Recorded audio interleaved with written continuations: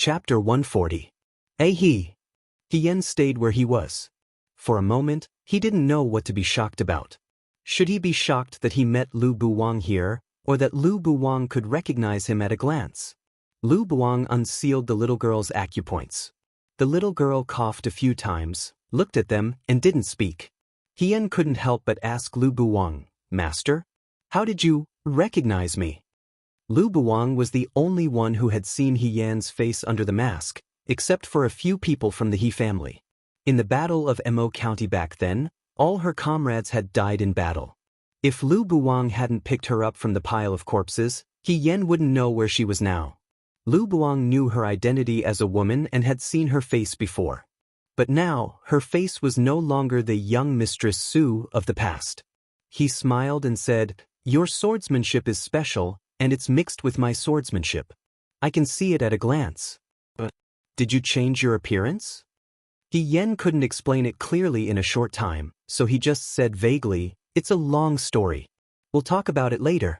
But Master, why are you here?" "There are suspicious people in Jiang City. I suspect it's Yudo, so I tracked them all the way here." He looked at the old woman's corpse on the ground. "I heard the sound of fighting here, so I came to take a look. What happened? Do you know this little girl?" Yen shook his head. "No, I didn't. My Wei friend and I passed by here and were eating in a noodle house. We saw this woman and the little girl acting suspiciously. We thought they were kidnappers, but we didn't expect that there were assassins around. We suspected they weren't simple criminals." While they were talking, the sound of horse hooves came from behind them. They looked back and saw Xiaoju galloping over.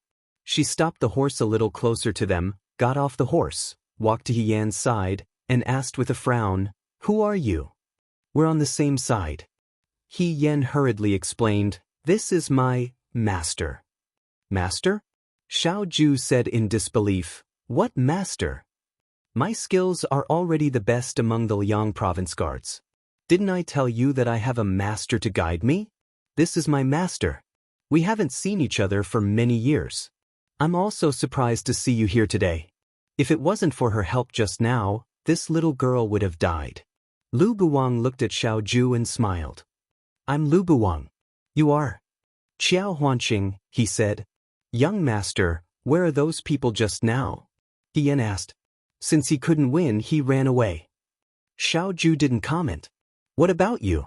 Why are you here to catch up?" "It's not too late to talk about these things later." Yen changed the topic. "These people made such a big fuss just to kidnap a little girl. Isn't it strange? Little girl, what's your name? Where do you live? Whose child are you?" She bent down to look at the child. The little girl was born very well. Although she was still young, it could be seen that she was a beauty. She seemed to be a little frightened as she stared vigilantly at the crowd. She pursed her lips and did not speak. Yen asked her a few times, but she didn't answer. In the end, she just turned her face away. Could he really be a mute? Yen was puzzled. "You're the mute." The little girl replied angrily. "So you can talk. Then why didn't you answer the question I asked you just now?" she asked. The little girl ignored him again. Maybe she just encountered some bad guys and doesn't trust others. "It's okay. She'll be fine after some time," Lu Buwang said with a smile. Yen sighed. For a moment, he was helpless, so he looked at Xiaoju. "Young master, why don't we take this child back first and let Lord Chui decide? If she's really a girl from a big family, Lord Chui will definitely know her." Xiaoju nodded. When the little girl heard the words, Lord Chui, her eyes moved slightly, but in the next moment she lowered her head again to hide the strange look in her eyes. Lu Buwang smiled. "In that case, let's part ways here." Yen was stunned. Lu Buwang was always like this. Since Yen knew him, he felt that this person seemed to have no worries and everything went his way. She had never seen Lu Buwang befriend anyone, nor did she see him have any contact with others. He never seemed to feel lonely, and he didn't feel too sad every time they parted. When Yen said goodbye to him back then, he was still reluctant, but Lu Buwang was very open-minded. He only said, "All good things must come to an end. You have to grow up." They had just met an old friend, but before they could catch up, they had to part ways. Yan's heart ached, and she grabbed Lu Buwang's sleeve. Master! I'm living in a friend's house now. His house is very big. Why don't you go back with us? I have a lot of things to ask you.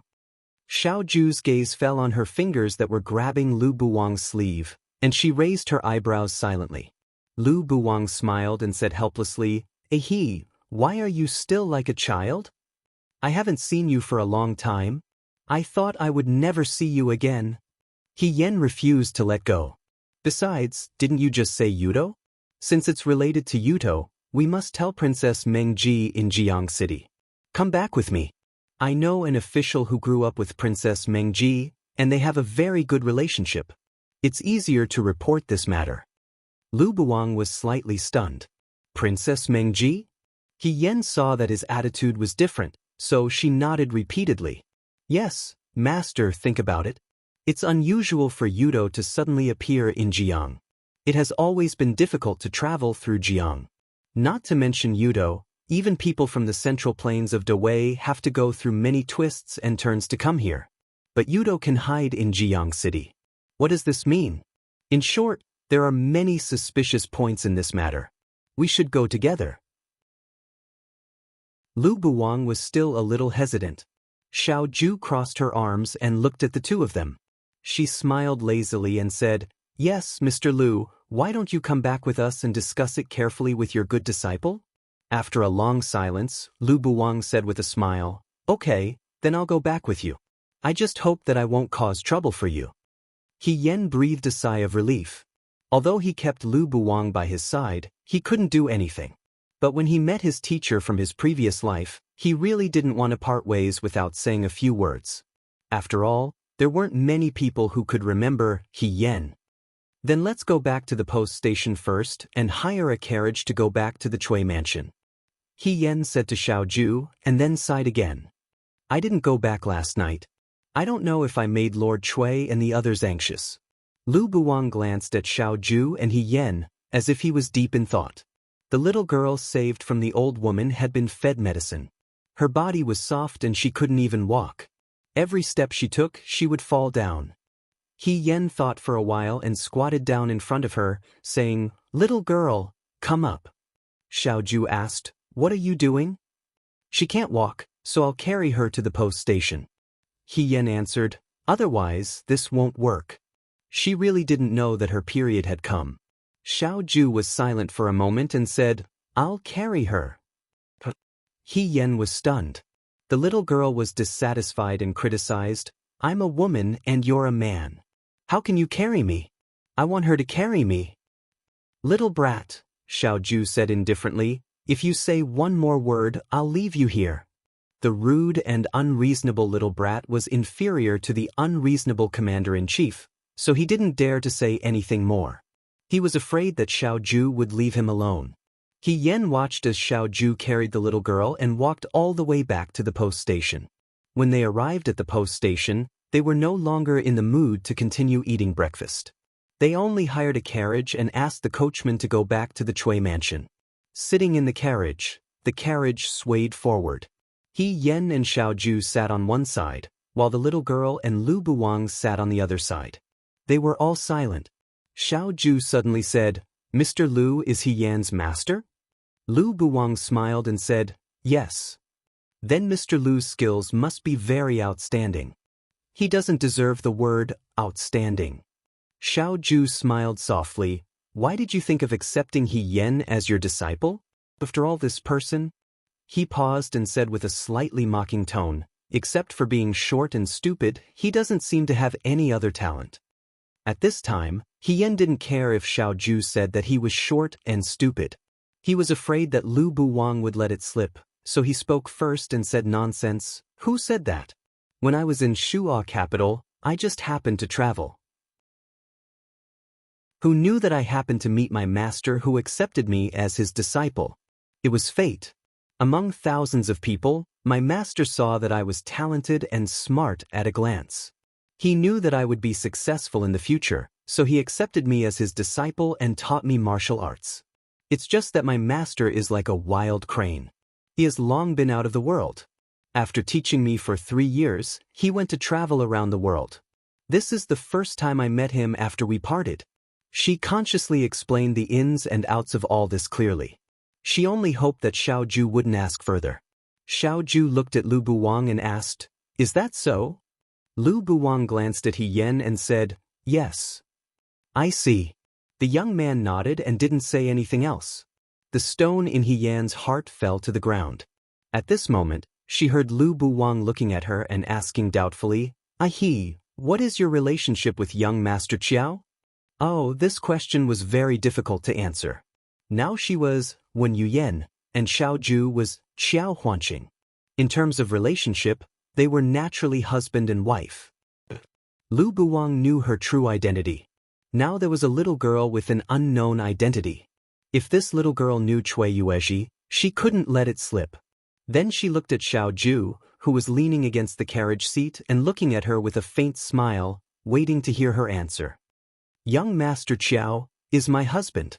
He Yen had no choice but to bite the bullet and spit out a sentence with difficulty. Lu Buwang was a little surprised. I haven't seen you for a few years. You're already married?" He Yen forced a smile. "That's good." Lu Buwang nodded slightly. "With someone accompanying you, I can rest assured." He Yen. After lying so many times, He Yen understood for the first time what it meant to shoot oneself in the foot with Shirtu. It was right now. When they returned to the Cui mansion, only a few concubines were there. Concubine Wei was relieved when she saw them return safely. She stroked her chest and said, "Last night, young Master Huanqing sent a message saying that he would return this morning. The kitchen made breakfast, but I didn't see him.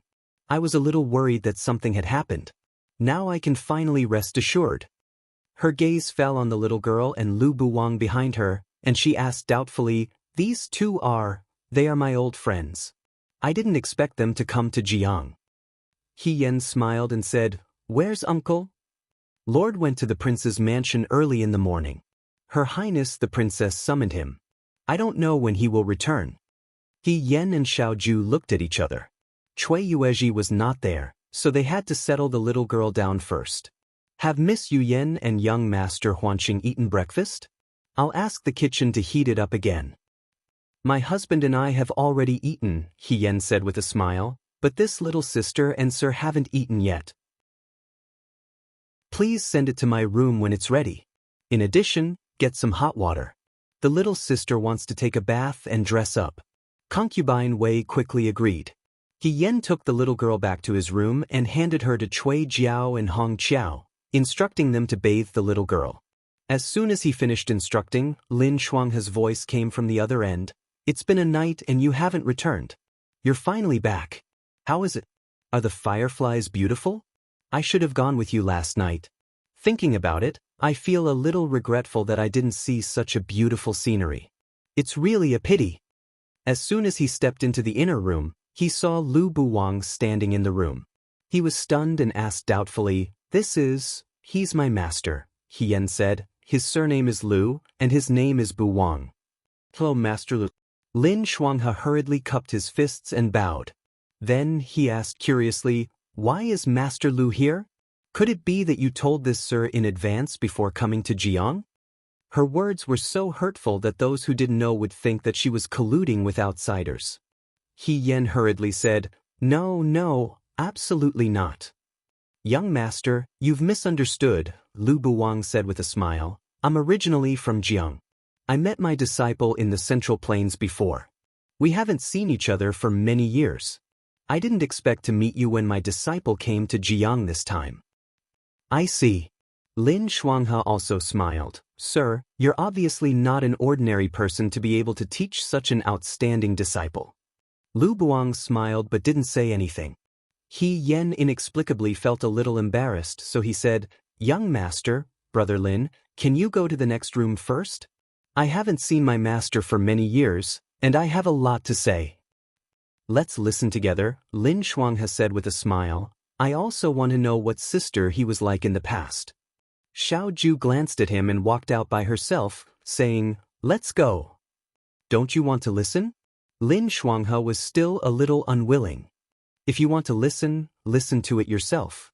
Seeing that Xiao Ju had already gone out, Lin Shuanghe could only put away his fan regretfully and said to He Yen, "Sister, I'll go out first. You and Master Lu can catch up."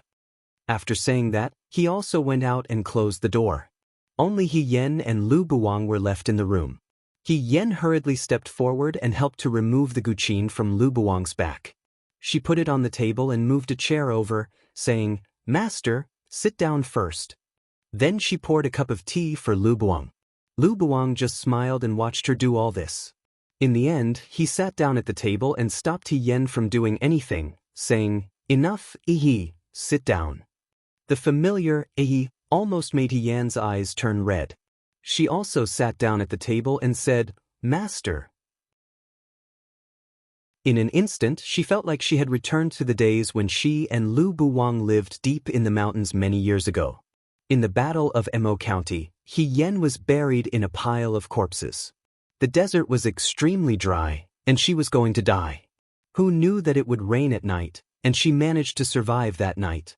The next day, a passerby passed by and saw the corpses all over the ground. He dug a long pit and buried the corpses of the soldiers who died in the battle one by one. He also found He Yen, who was hiding in the pile of corpses and was on the verge of death. The passerby took He Yen back and healed He Yen. When He Yen woke up, she found that the mask on her face was gone. She got up from the bed and found that she was living in a thatched hut. When she walked out of the hut, she saw someone sweeping the yard. It was a middle-aged man with an extraordinary temperament. He was dressed in white and had a white belt.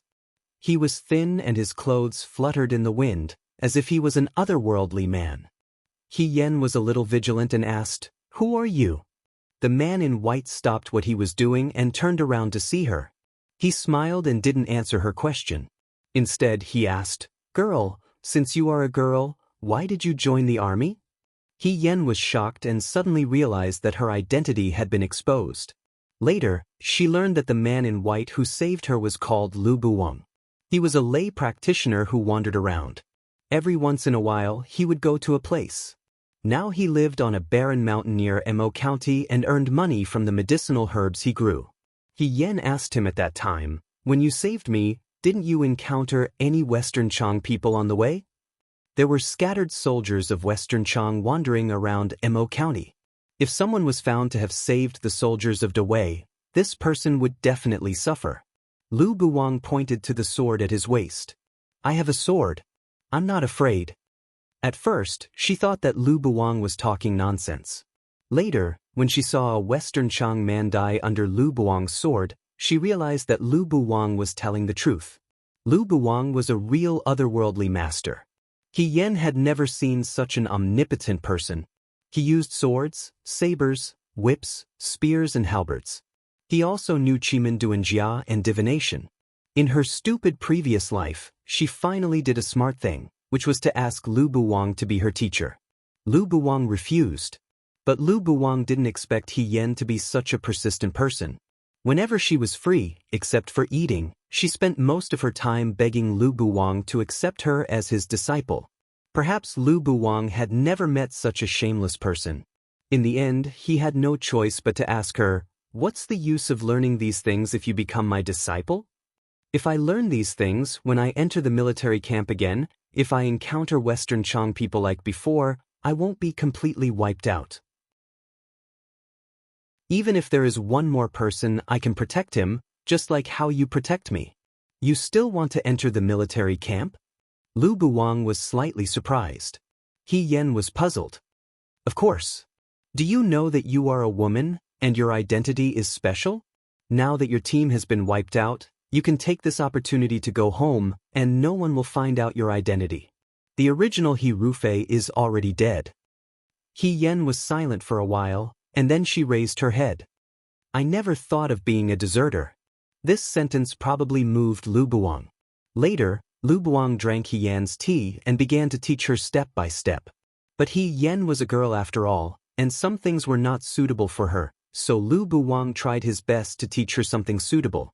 But even if she only learned a little from Lu Buwang, it was enough for He Yen to gain a lot. What Lu Buwang taught He Yen the most was Chimen Duanjia. The combination of Chimin Duanjia and the art of war was enough to create a female general who could use troops like a god and set up formations exquisitely. So what if there were brave generals with extraordinary strength? So what if the Western Chang people were extremely strong, ferocious, and valiant? War was never just about strength. I didn't expect that Master could still recognize me at a glance even though I'm not in my original appearance. He Yen lowered her head and smiled. How did you recognize me? Your swordsmanship, Lu Buwang laughed, is unique in the world. When He Yen first took Lu Buwang as her master, she wanted to show Lu Buwang her original skills. After Lu Buwang saw it, he was silent for a long time. He probably thought that as a woman, since she had the confidence to enter the military camp, she must have extraordinary skills. But after seeing He Yan's swords, bows, and horses, Lu Buwang began to doubt whether his decision was wrong. He really didn't know where He Yan's confidence came from. But he had already drunk the tea, and he had to finish teaching the disciple he accepted. Lu Buwang was also very helpless. He had never accepted a disciple before, but when he did, he accepted the one with the worst aptitude. It was really a blessing from the heavens. Fortunately, He Yen was not completely without merit. This girl was not good at anything except swordsmanship. Her foundation was so good that it was a little surprising. Lu Buwang asked He Yen at that time, "Who taught you swordsmanship?" "It's not bad." Hearing this, He Yen said proudly, "There's an expert helping me in secret. I don't know who he is, but I guess he's a teacher from our school. He thinks that my aptitude is good, so he taught me after class." What she said was true. When He Yen entered school as a teenager, her martial arts were a mess. Even though she practiced swordsmanship in the courtyard every night, she still didn't make much progress. When she was about to give up, one day, she suddenly found a piece of paper on the table in her room. There was a small figure drawn on the paper, which was the weakness and mistakes of her swordsmanship when she practiced swordsmanship after class. It also wrote how to overcome these problems, and the instructions were very detailed. He Yen tried to practice for a few days, and she really made some progress. She was very surprised.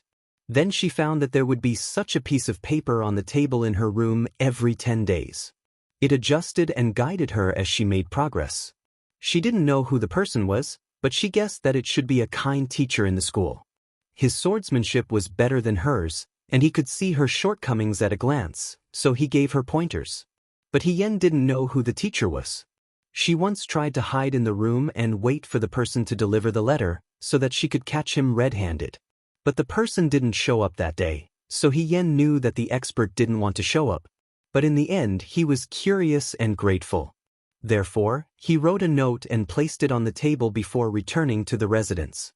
The note said, "In 3 days I will return to the school. See you in the bamboo forest in the backyard at the Z hour. Thank the benefactor in person. Please be sure to come." And then? Lu Buwang asked, "Do you know who the person is?" He Yen was silent for a moment and shook her head gently. As soon as she returned home, she had a big quarrel with He Yuanxing and his brother and was punished to kneel in the ancestral hall. Less than 3 days later, she left home at night and joined the army alone, taking a completely different path. I missed the appointment. She didn't see that person. Chapter 141.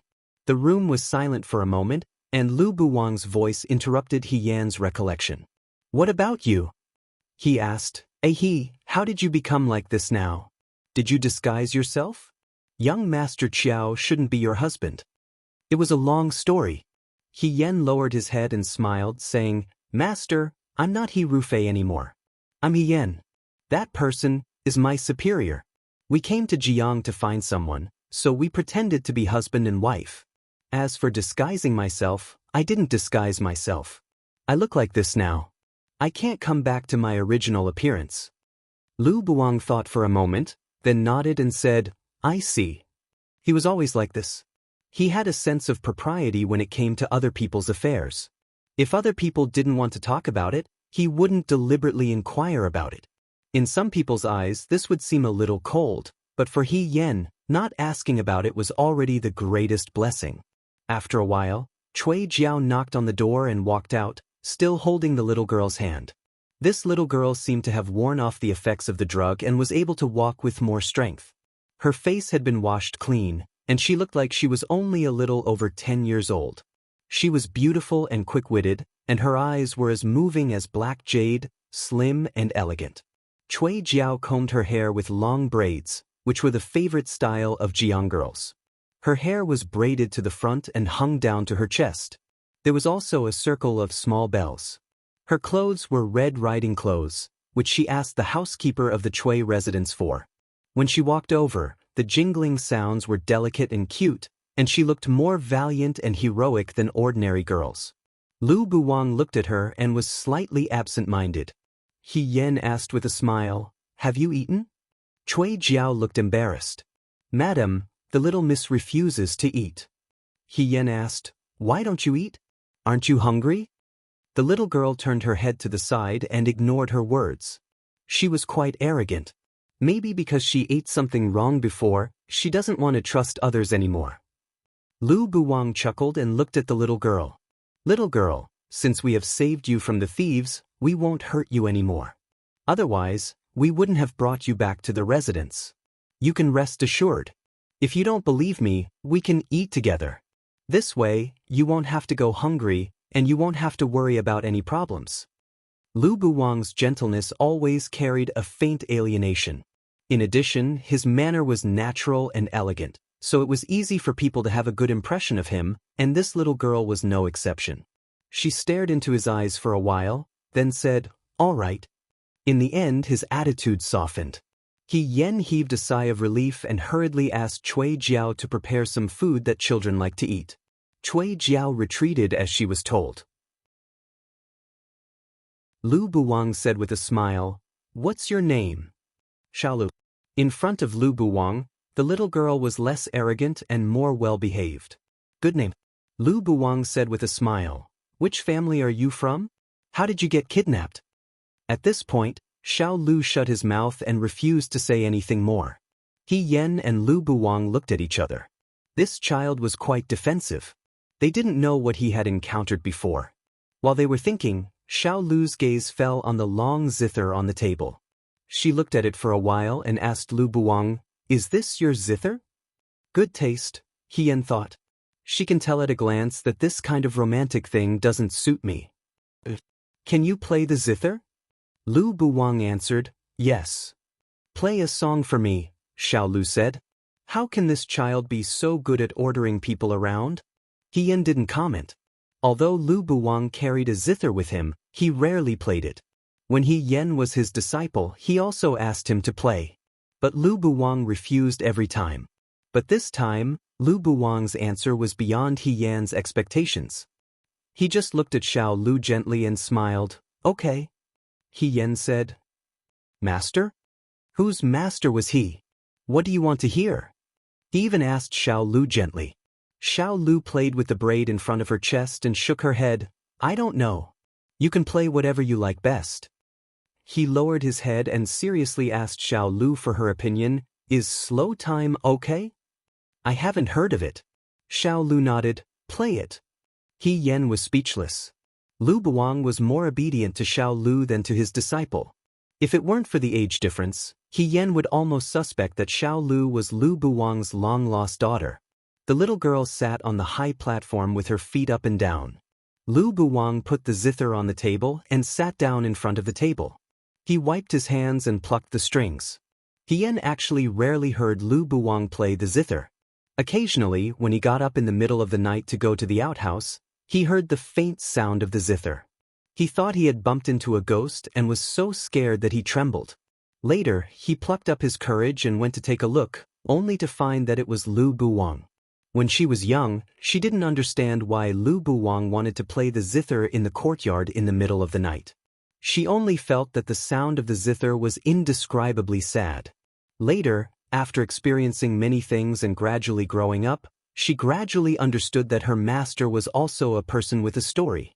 In Lu Buwang's past life, there might have been such a person who engraved a deep stroke in his experience, so that he could only miss her through the sound of the zither at night. Now that they hadn't seen each other for many years, The sadness and loss in his sound of the zither were even deeper. Willows in the West City softened in spring. Moving the sorrow of separation, it's hard to stop the tears. Still remembering the affection, it was once tied to the boat. What happened on the green field and the red bridge that day? The people disappeared, the water flowed empty. Youth doesn't flow for young people. Hatred lasts for a long time. When will it stop? When the catkins fall, as soon as I climb the stairs, the spring river is full of tears, endless and sorrowful. Xiao Lu was young, so he didn't know that the sound of the zither was sad. He only felt that the sound of the zither was pleasant and romantic. However, Hien felt that Lu Buwang seemed to be bidding farewell to something in the sound of the zither. Something was about to leave his life, mixed with reluctance and loss, and would never come back. Lin Shuanghe and Xiao Ju had entered the room at some point. Lin Shuanghe walked to Hien's side and whispered, "Sister, your master plays the zither really well. It's as good as Huijin. It's just a little too sad." Even Lin Shuanghe could hear it. Hien sighed slightly. However, even though she had been Lu Buwang's master for many years, Hien also felt that she had never really entered Lu Buwang's heart. She didn't know what kind of person Lu Buwang was and what he had done in the past, and Lu Buwang didn't mention anything about it. He was like a person who had abandoned the past, but he wasn't serious about the future. He was so casual that he seemed to be able to leave at any time without leaving any traces. After the song, "Slow Time," was played, the sound lingered in the room. Xiao Lu looked at him and suddenly clapped. She smiled and said, "I once heard my grandmother play this song, but she didn't play it as well as you. You played it much better. What's your name?" Lu Buwang patted her head and said, "You can call me Layman Yunlin." "That's too long." Xiao Lu wasn't satisfied with his answer. "Isn't your surname Lu?" Lin Shuanghe agreed with Xiao Lu's words and said, "It's really good. Even in Shuajing, it can be ranked among the top. It's just..." He looked at Hien and asked in confusion, "Sister He, I don't want to criticize you, but your master's zither skills are unparalleled, and your husband is extremely elegant. How can you play the zither like this? Didn't your master teach you how to play the zither?" Hien said expressionlessly, "My master only taught me martial arts. As for my husband..." Xiao Ju stood beside her and raised her eyebrows slightly, waiting for her to continue. Hien cleared her throat and said, "You can just play it for me. Why do I have to learn this?" Lin Shuanghe, after a while, he nodded and said, "It's really an irrefutable reason." Cui Jiao served the dishes. Hien had already eaten with Xiao Ju, so only Lu Buwang and Xiao Lu were eating together. Xiao Lu didn't seem to like eating with others. She showed discomfort several times. She probably let Lu Buwang eat with her because she didn't want to worry that there was no poison in the food. Lu Buwang also understood the little girl's thoughts. He only took a little bit of each dish with his chopsticks and stopped eating. Xiao Lu was very picky with her food, but she still ate some rice. Hien breathed a sigh of relief and said to Xiao Ju, "Now we're waiting for Lord Cui to come back. Ask whose child she is and send her back." Speaking of the devil, Zhong Fu's voice came from outside. "Lord, young Master Qiao and Miss Yun have already returned and brought back 2 guests. They are now eating in the room. Young Master Qiao seems to have something to ask Lord Cui." Then Cui Yueji's rough voice came, "Got it." The door curtain was lifted and Cui Yueji's voice came from behind the door. "Huan Xingyin, you're back? Do you have something urgent to ask me? Her Highness summoned me early this morning. I can't stay in the mansion for long. I have to go out later." His voice stopped abruptly when he saw Xiao Lu's face. He was stunned for a moment and his voice changed a little. "Young Highness, why are you here?" Xiao Lu, the little girl who had been arrogant since Hien brought her back, put down her chopsticks and looked at Cui Yueji. She raised her chin and said proudly, "Cui Zhongqi, you're finally here." "Young Highness?" Everyone in the room was very surprised. Cui Yueji took a step forward and half knelt in front of Xiao Lu. His voice was very anxious. "Her Highness summoned me early this morning and said that Young Highness disappeared last night. Her Highness was very worried. Why is Young Highness here?" He turned to look at Hien. What's going on?" He Yen also wanted to know what was going on. She had already guessed that this little girl's identity was not ordinary, but she never thought that she would be Young Highness. Last night, Yu Yen and I fell asleep on the fallen firefly boat. Early in the morning, we were planning to hire a carriage to return to the mansion. On the way, we encountered Young Highness being kidnapped and saved Young Highness from the hands of criminals. Xiao Ju answered Cui Yuezhi on behalf of He Yen. Among the people who kidnapped Young Highness, one of them is dead and the others escaped. When Yu Yen and I rescued Young Highness, we didn't know who they were. Hearing this, Cui Yuezhi was shocked and asked Xiao Lu, Young Highness was kidnapped?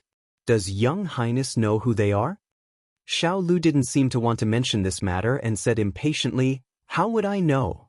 As soon as I left the mansion, I met them near the canal. I didn't think they were bad people, but who knew? Speaking of this, he said angrily, they have evil intentions and deserve to be killed. Cui Yuezhi asked Xiao Lu again, Young Highness, are you hurt? Xiao Lu muttered, looked at Lu Buwang and pointed at him, I was almost killed by someone, but this lay Buddhist Yunlin saved me. Only then did Cui Yuezhi see that there was a stranger in the room. Seeing that Lu Buwang had an extraordinary bearing, he bowed deeply and said, Thank you for saving me. May I know your name? This is my Master Wu, Xiao Ju said lightly. He taught me martial arts back then. We haven't seen each other for many years and didn't expect to meet each other in Jiang. Uncle can call him Yunlin. It turns out to be Mr. Yunlin. Cui Yu was stunned, and he had a better impression of Lu Buwang. He said, I'm going to the mansion to send His Little Highness back. Mr. Yunlin might as well go with me. If Her Highness knows that Mr. saved His Little Highness's life, she will definitely thank Mr. Lu Buwang smiled slightly and said to Cui Yuezhi, Yunlin has long been an outsider. Yunlin appreciates your kindness. As for the reward, forget it. When I saved Young Highness, I didn't know that Xiao Lu was Young Highness. This kind of capable person probably had a bit of a proud and aloof temperament, which Cui Yuezhi could understand. Besides, he was Qiao Huanqing's master. There would be plenty of opportunities to befriend him in the future, so there was no hurry. The most important thing now was to send Mu Xiaolu back to the mansion. Mu Hongjin was about to go crazy. Cui Yuezhi said to Lu Buwang, In this case, I won't force you. Lu Buwang smiled and nodded. Young Highness, do you still want to eat? Cui Yuezhi looked at Mu Xiaolu. If you're done, follow me back to the mansion. Young Highness will be very happy to see you safe and sound. Mu Xiaolu jumped down from the stool and said, Got it. Prepare a soft sedan. With that, she was about to go out with Cui Yuezhi. When she passed by Lu Buwang, she stopped and asked unwillingly, You really don't want to go back with me? Will my grandmother reward you with a lot of gold? You can have whatever you want. Lu Buwang bent down and gently rubbed her hair. It's fine as long as Young Highness is safe.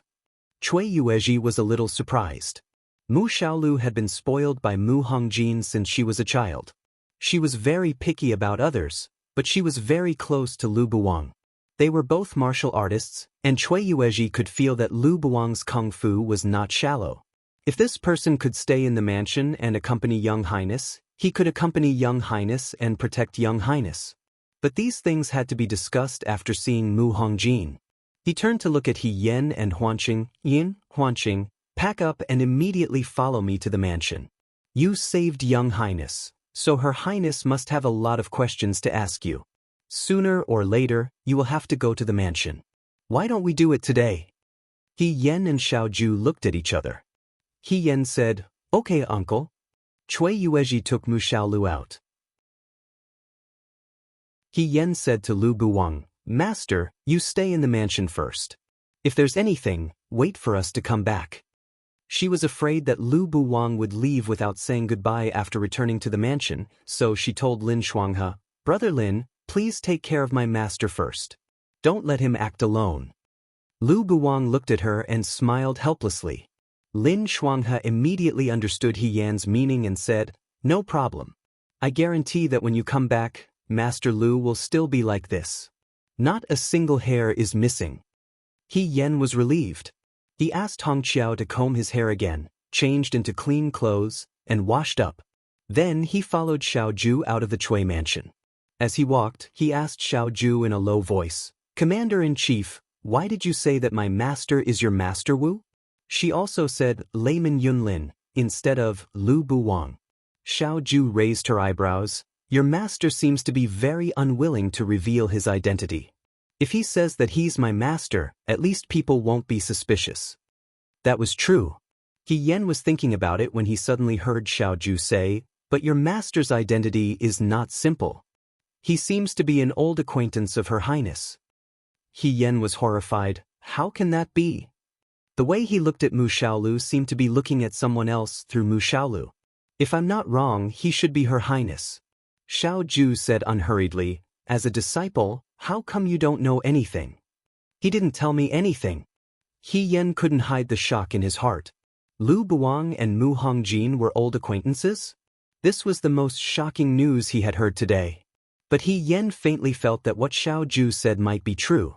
Lu Buwang's gentleness and doting towards Mu Xiaolu, the sadness in the zither, and his refusal to go to the prince's mansion with Cui Yuezhi seemed to indicate one thing. At least, Lu Buwang was not completely unrelated to the Mu family. But what exactly was their relationship? He didn't get an answer to this question. Cui Yuezhi had already urged them to set off for the prince's mansion. Mu Xiaolu sat in a soft palanquin, while He Yen and the others sat in a carriage. Cui Yuezhi personally escorted them, and the guards were all wearing armor and carrying swords. It was probably because Mu Xiaolu had said that she was kidnapped yesterday, which made people feel that Jiang City was not as peaceful and safe as it seemed on the surface. The prince's mansion was located north of the center of Jiang City, and it occupied a large area. As soon as they arrived at the gate of the mansion, soldiers came up to interrogate them. Cui Yuezhi took them into the prince's mansion. He first took Mu Xiaolu in, then asked He Yen and Xiao Ju to wait in the outer hall. He would call them in later. He Yen and Xiao Ju sat in the outer hall. Feeling bored, He Yen asked Xiao Ju, "Governor, do you know Princess Mingji?" "I don't know much about her." Xiao Ju lazily said, "I only know that King Mingji had a son and a daughter. His eldest son died before he was 18 years old. At that time, King Mingji's position was not very stable. If his position was not stable, he needed to unite forces to consolidate it. His Majesty was benevolent, but there were always confidants who did not like the vassal king's power. They wanted to eliminate all the vassal kings in Dawei. In the end, Princess Mingji married the son of an important official in the imperial court. Her husband was a member of the imperial court, so he could monitor Jiang City at any time to see if there was any rebellion.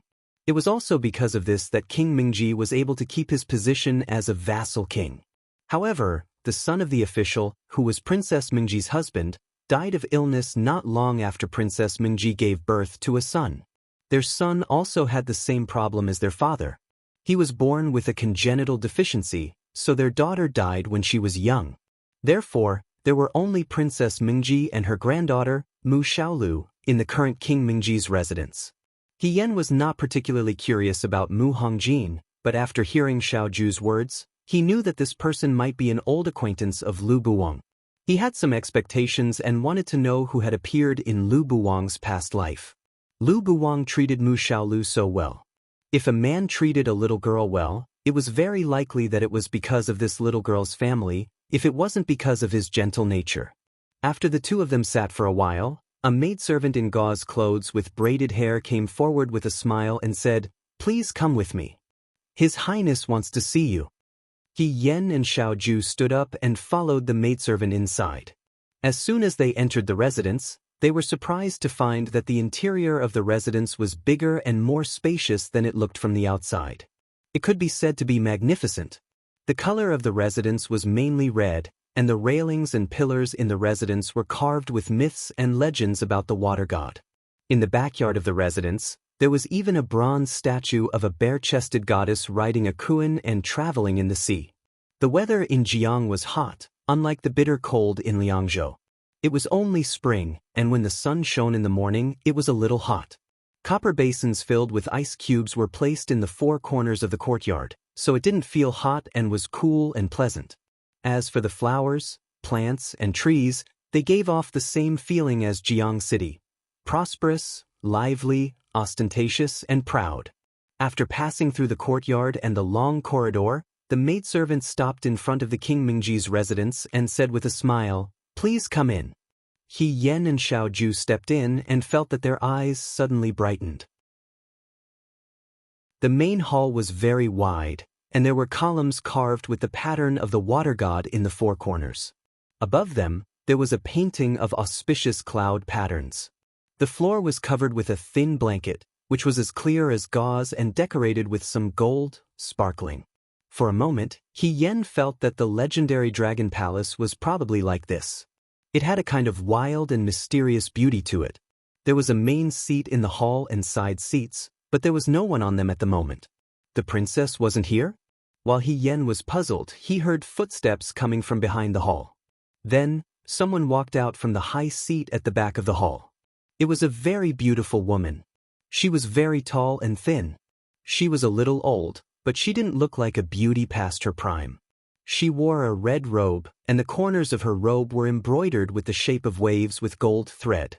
Her black hair was combed into a long braid, and she wore a small golden crown on the top of her head. Her skin was very white, but her eyes were very dark, and there was a hint of red at the corners of her eyes. Her facial features were gorgeous and deep, but her expression was a little cold. Even though there was a slight smile on her lips, it was a smile that was high and mighty. It was as if she was standing on a cliff, and it was a frosty flower that bloomed brilliantly and coldly. One could only look at it from afar and not approach it. It was rare to see a woman with such a threatening aura. She was already very beautiful, but her arrogance made her beauty a burden. Mu Hongjin walked out slowly and sat down on the high seat in the middle. She looked down at He Yen and Xiaoju. He Yen tugged at the corner of Xiaoju's clothes, lowered his head, and said respectfully, "Greetings, Your Highness." No one answered for a long time. Just when He Yen thought that Mu Hongjin would continue to remain silent, Mu Hongjin spoke. Her voice was also very cold, gorgeous, and unbridled. It seeped into people's hearts. I don't know why the commander-in-chief of the Right Corps is so free that he didn't hesitate to disguise himself as someone else to come to Jiang. Chapter 142. I didn't know why the commander-in-chief of the Right Army was so free that he didn't hesitate to disguise himself as someone else to come to Jiang. He Yen thought, have I been discovered? Judging from her tone, she didn't seem to have just discovered me. He looked at Xiaoju again. She wasn't surprised at all. She just smiled lazily and said, "Your Highness, is this how you treat Little Highness's savior? You're denouncing them?" "They're guilty," Mu Hongjin said coldly. "You're not innocent either. You can't have come to Jiang just to see if I'm doing well." "It seems that Your Highness is doing well." Xiaoju raised her eyebrows. "But it's not necessarily the case for the other people in Jiang City." Mu Hongjin sat on the high seat and stared at Xiaoju for a while. Then she suddenly smiled. With this smile, the cold and unapproachable look just now suddenly melted a lot. She leaned back against the soft cushion and pointed to the guest chair beside her. "Sit down. Don't say that I've neglected a guest from afar." He Yen thanked her and sat down with Xiaoju on the side seat. This was Princess Mingji, Mu Hongjin. He Yen looked at her and felt that she was different from what he had imagined. Before coming to Jiang, He Yan's impression of Princess Mengji was that she was a bit older, kind, dignified, and steady. Later, he guessed that she might be Lu Buwang's old acquaintance, so he thought that she might be a straightforward and righteous person. However, he didn't expect that Mu Hongjin in reality was so beautiful, powerful, domineering, and unrestrained. "Your Highness." He Yen hesitated for a moment before asking, "When did you find out? Do you think that it's so easy to enter Jiang City? Or do you think that I'm just a decoration? You can't even see through this." Mu Hongjin stroked a translucent ruby ring on her finger and said lightly, "I've known since the first day you entered the city. That idiot Cui Yuezhi can't see through it, but it doesn't mean that everyone is as stupid as him. I was waiting to see what you were up to, but since you saved Xiao Lu, I won't beat around the bush with you." She looked at Xiaoju and said, Tell me, Military Governor Xiao. Why did you come to Jiang City? I'm here to find someone. His name is Chai Anshi, Xiao Ju said. He used to be my father's subordinate. After the Battle of Mingshui, he disappeared. I found his whereabouts. He is in Jiang. However, no one has been found yet. As for the Zuiwei Pavilion, it was burned down half a month ago. The corners of his mouth curled up slightly. Since Your Highness already knows our identities, I would like to ask for Your Highness' help. With Your Highness' help, it shouldn't be difficult to investigate someone in Jiang City. Mu Hongjin's smile faded slightly. Military Governor Xiao couldn't have foreseen this day and planned to use my hands to do things for you, right? Xiao Ju smiled. How dare you?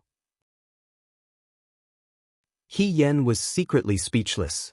They were in Mu Hongjin's territory now, and they didn't have any soldiers with them. Xiao Ju not only didn't tuck her tail between her legs, but also dared to talk back to Mu Hongjin. Even He Yen felt that her attitude of asking for help was too much, let alone Mu Hongjin. The young man said carelessly, Yudo has infiltrated Jiang City. Your Highness must be very distressed these days. Chai Anshi might have clues about Yudo. Your Highness helping me is helping yourself. Mu Hongjin stared at him. Why should I believe you? You won't lose anything if you believe me. Xiao Ju's voice was calm. It depends on what Your Highness is most worried about. The hall was silent for a moment, and slowly, the sound of applause could be heard. Mu Hongjin clapped her hands and stared at Xiao Ju. It was hard to tell whether it was fear or admiration. She said, General Feng Yun really lives up to her reputation. Even if you don't become a general, you can still do a good job as a counselor. Your Highness is overpraising me. Mu Hongjin stood up and said, You're right. Yudo has infiltrated Jiang City. I've been worried about this for a long time. But how can you prove that the person you're looking for knows about Yudo's clues?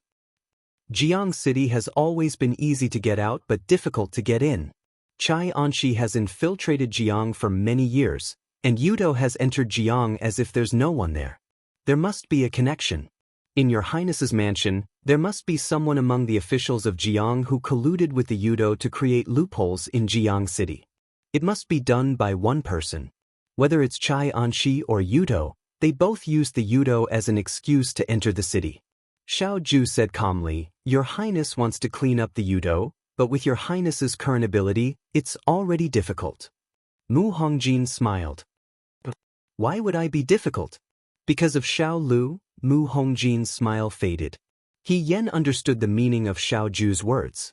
After King Mengji's wife passed away, at least she left behind a son who was able to hold the position of king. However, after her son passed away, she was only left with a granddaughter who was still young. Although a woman could inherit the position of king and become a princess, if it was that simple, Mu Hongjin would not have been married off to the son of an important official in the imperial court to stabilize her power. The huge mansion was only supported by two women, a pair of grandmother and granddaughter. Many people were eyeing the mansion covetously. With internal and external troubles, Mu Hongjin would not be as relaxed as she looked. Military Governor Xiao is wise and observant. Mu Hongjin sighed. Ever since my son passed away, the people in Jiang City have been unstable. Xiao Lu is still young, so she can't take on big responsibilities. The aristocratic families have already formed their own factions and have fallen apart. They're like loose sand, so it's easy for others to take advantage of them. However, she paused and looked at Xiao Ju. Yudo has infiltrated Jiang, so I'm afraid that the situation in Dawei's central plains will not be stable. Your Highness is wise. So, Mu Hongjin raised her chin slightly. Do you want to work with me? If Your Highness is willing, Xiao Ju smiled slightly. I'll be happy to. Mu Hongjin nodded. I'll send people to search for Chai Anshi's whereabouts in the city. If he's still alive, I promise you that I'll be able to find him no matter where he hides. However, you have to promise me. Her eyes flashed with a hint of cunning. General Feng Yun is said to be a godly strategist. You and I will work together to solve the Yudo's predicament in Jiang City. This time, she used I instead of this highness. which meant that she was putting herself on the same level as Xiao Ju in order to seek cooperation. Xiao Ju nodded. Of course. Since she had already spoken, Mu Hongjin's face was no longer as cold as before. She even showed a friendly smile. Cui Yuezhi asked you to come all the way to the palace and waited in the outer hall for a long time. I'm sure you haven't eaten yet. Since you're here, you should eat before you leave. Xiao Lu will change his clothes so that he can personally thank you. She looked at He Yen again with a hint of interest in her eyes. However, I didn't expect that military governor Xiao would choose a married man to come to Jiang. Is this person your lover? He Yen almost choked on his own saliva. He knew that the people of Jiang were straightforward, but he was still surprised that the princess was so direct. Xiao Ju glanced at her and said lightly, "No, she's my subordinate." Subordinate? Mu Hongjin smiled and said, "But I heard from Yuezhi that you went to the Water God Festival together yesterday. You even walked across Lover's Bridge for her and rode on the Firefly boat. With military governor Zhao's temperament, he wouldn't be so accommodating to a subordinate. As a subordinate, isn't it a little too bold to make such a request?" He Yen pondered in his heart. She was implying that she should restrain herself in the future. After thinking for a while, she bowed and said respectfully, "He Yen will listen to your highness's teachings. He will be careful with his words and actions in the future and will not cause trouble for the governor." Mu Hongjin was stunned for a moment. She looked at Xiao Ju. "You really are a subordinate." Xiao Ju was silent for a moment. She said calmly, "Your Highness, please don't laugh at my incompetence. It's fine. That's your business." Mu Hongjin stroked her hair and said, "I'll go find Cui Yuezhi first and tell him to help you find someone. You two wait here for a moment." After saying that, she stood up from the high seat and slowly disappeared into the back of the hall. He Yen waited for her to leave before he breathed a sigh of relief. He didn't know why, but he always felt that he couldn't be too relaxed in front of Princess Mingji. It was probably because her aura was too strong, making it difficult for people to ignore her. "Governor, why did you admit it so quickly just now?" He Yen touched Xiao Ju's elbow. "You didn't even try to quibble." Xiao Ju sneered. "Not everyone is a liar like you." He Yen shrugged and changed the topic. "But this Princess Mingji is really good. She discovered us the moment we entered the city. I didn't intend to hide it from him."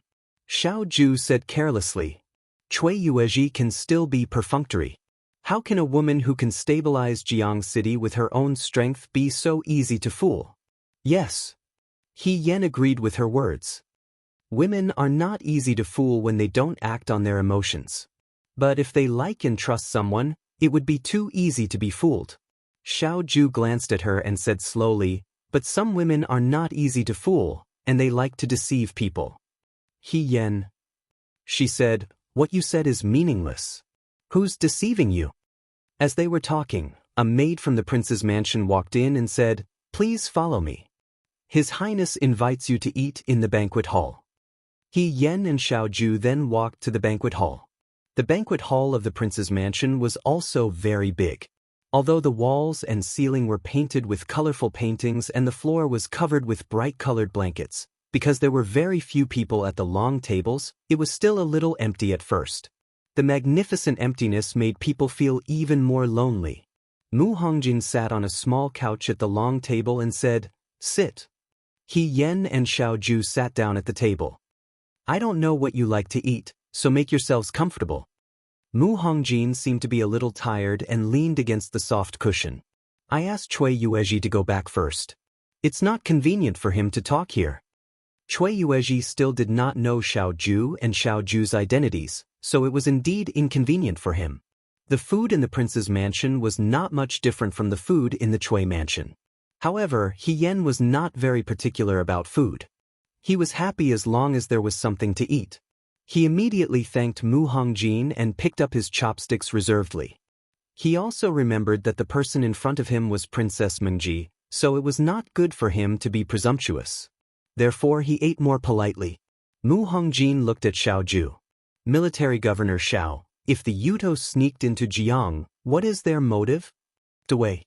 That one sentence made He Yan's action of drinking the soup stop.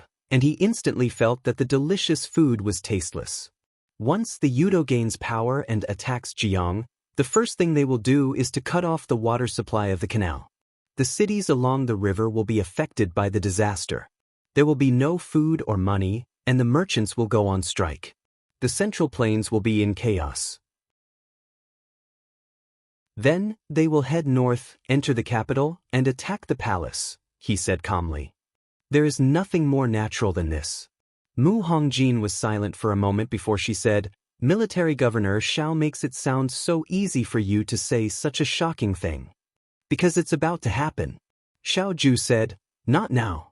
Early on, during the battle between Father and the southern barbarians at Mingshui, there were already clues. Southern barbarians? This was the first time Mu Hongjin heard of this. She was puzzled. What does it have to do with the southern barbarians? There is a traitor in the imperial court who colluded with the southern barbarians in the past. Unfortunately, the southern barbarians' rebellion was quelled, and the Yudo kingdom was far away. It has been peaceful all these years, and it has been accumulating power in secret. Therefore, he changed his target of cooperation from the southern barbarians to the Yudo kingdom. Jiang is the first city to be used to claim credit. Mu Hongjin placed her hand on her chest and frowned. Jiang has not fought for many years. Allow me to ask. Xiao Ju asked, how many soldiers are there in Jiang now? Less than 20,000.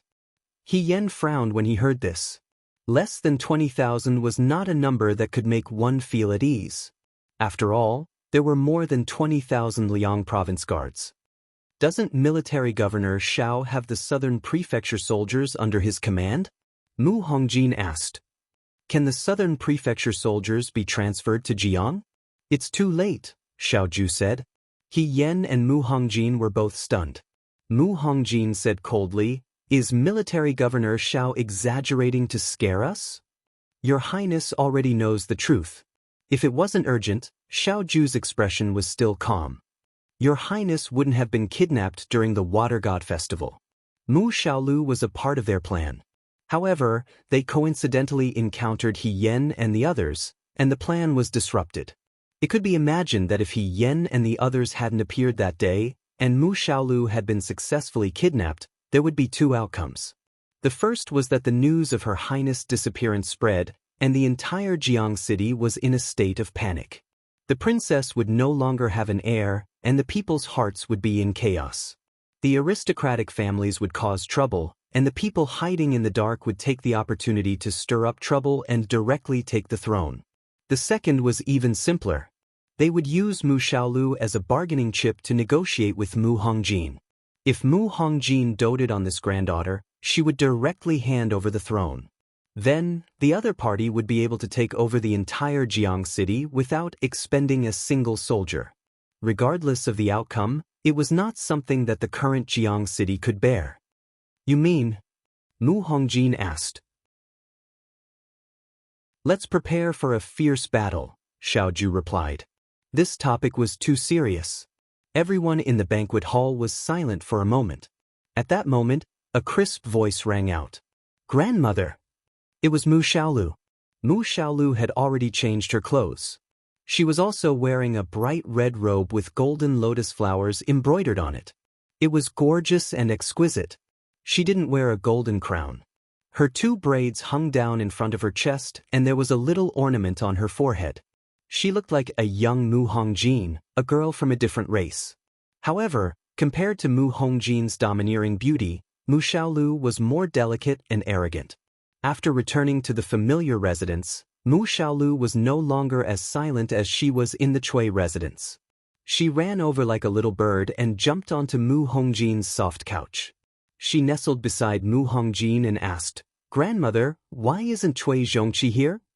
Cui Zhongqi is busy. Mu Hongjin was much more affectionate when facing Mu Xiaolu. She smiled and patted her head. Your saviors are here. Hurry up and thank them. Mu Xiaolu turned her head and looked at He Yen and Xiao Ju. After a while, she said in a small voice, Thank you for saving me. She didn't want to lose face.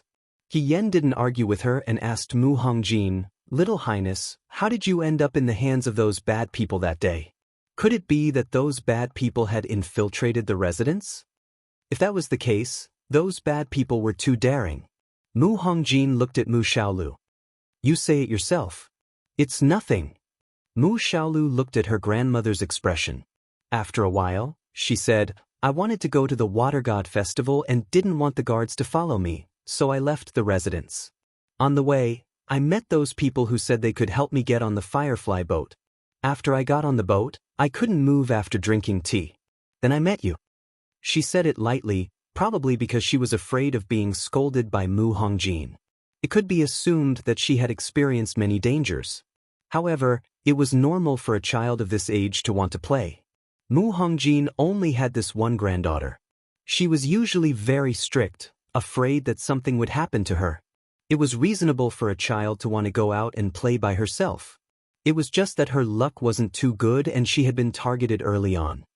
I really have to thank you. Mu Hongjin sighed. If something really happened to Xiaolu, I don't know how to continue living. Your Highness, please don't say that. Little Highness is blessed by the heavens. Even if she didn't meet us, she would have met someone else. She will definitely be safe. Mu Xiaolu heard this and muttered, It wasn't you who saved me in the first place. It was this uncle who saved me. Then she looked at Yen. That uncle isn't coming today? When can he come? Go back and tell him that I want to see him. Can he come to the residence to play with me? It was the first time Mu Hongjin had heard of such a person. She asked in confusion, What uncle? It's an uncle who looks like an immortal. Mu Xiaolu became happy and gestured to Mu Hongjin. He's very tall and wears white clothes. He's very strong. When I was caught, he knocked over the knife as soon as he appeared. He has a sword and a chain on his back. Mu Hongjin's expression gradually stiffened. Yen complained incessantly in his heart. He only hoped that this little ancestor would stop talking and not continue. However, Mu Xiaolu seemed to have a good impression of Lu Buwang. Speaking of this, she beamed with joy and wished she could tell Mu Hongjin everything she knew. He also knows how to play the qin. He played the qin for me. It's the song that grandmother often plays. But he plays it much better than you. He said that the song seems to be called Slow Time. Grandmother, why have I never heard you mention the name of this song? Is it really called that? Mu Hongjin looked at Mu Xiaolu and slowly opened her mouth, her voice dry. Since you've seen him, do you know his name? I asked him, Mu Xiaolu replied. He said he's called layperson Yun Lin, but I heard them all call that person Master Lu. You should ask him. Mu Xiaolu pointed at Xiaoju. Layperson Yun Lin seems to be his master. I heard Cui Zhongqi ask. Mu Hongjin looked at Xiaoju. Is that so? Yen was so nervous that his palms were sweating. He heard Xiaoju reply, Yes. The banquet hall inexplicably became dull. Mu Hongjin didn't speak and just leaned on the couch. She didn't even notice Mu Xiaolu. Her gaze gradually drifted away, as if she was recalling a distant memory.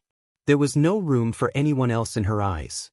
Yen thought to himself, from the looks of it, Mu Hongjin and Lu Buwang are not only old acquaintances, but also have a deep relationship. After a long time, Mu Hongjin came back to her senses and said indifferently, I know. She didn't say that she wanted to see him again, nor did she ask about Lu Buwang. It was as if this person was just a passerby who she had forgotten after hearing his name. Her expression returned to calmness, and for a moment, the gloominess also dissipated. She seemed to have returned to the aloof and unreasonable Royal Highness when they first met. It would be better if she kept asking, but she just let it go. Yen became suspicious, as if there was a restless cat constantly scratching his heart. Finally, he couldn't help but ask, Are your Highness and layman Yun Lin old acquaintances? Xiaoju glanced at him with a warning look. Yen didn't care. Lu Buwang was also her relative. Now that she could finally catch a glimpse of Lu Buwang's past, how could she give up? Besides, Mu Hongjin's expression? At least she wasn't an enemy of Lu Buwang. Mu Hongjin didn't expect Yen to suddenly ask this. She looked at Yen, and Yen looked at her generously. After a while, Mu Hongjin smiled and said, Military Governor Xiao, your subordinate is really bold. Xiao Ju's gaze was clear and indifferent. Your Highness, please forgive me. I haven't said anything yet. You don't have to be so anxious to defend her. Mu Hongjin smiled slightly. It's just that no one has dared to ask this question for many years. Qian found it strange. Was she really an enemy? If she was an enemy, why would Lu Buwang treat Mu Xiaolu so well? After all, Mu Xiaolu and Mu Hongjin were too similar. Facing a face that looked like an enemy, he wouldn't be gentle. Actually, it's no big deal to tell you. Mu Hongjin said lightly, many years ago, before I got married, I once sneaked out of the prince's mansion. She glanced at Mu Xiaolu and said gently, just like Xiaolu yesterday. But I was very lucky. I didn't meet any bad people. Instead, I met a young man who just came down from the mountain. Her beautiful eyes stared at the painting on the wall in the distance. The painting was like a young girl sitting under a flower tree and weaving a garland. The large peach color was bright and beautiful, just like the spring day of that year. I admired this young man, so I pestered him and followed him with the excuse that I was penniless and had nowhere to go. It was also the first time Mu Xiaolu heard about her grandmother's past. She widened her eyes in surprise. It was the first time I fell in love with someone. Naturally, I was very sincere. However, that young man already had a sweetheart and didn't like me. He was also very cold to me. Father told me that the marriage was set and they would get married in a few days. So I begged that young man to take me away. He Yen was so surprised that he couldn't speak. Princess Mingji was really bold to elope before marriage. On the day of the appointment, he didn't come. Mu Hongjin said lightly, I was found by father's people and returned to Jiang to get married. After that, I never saw him again.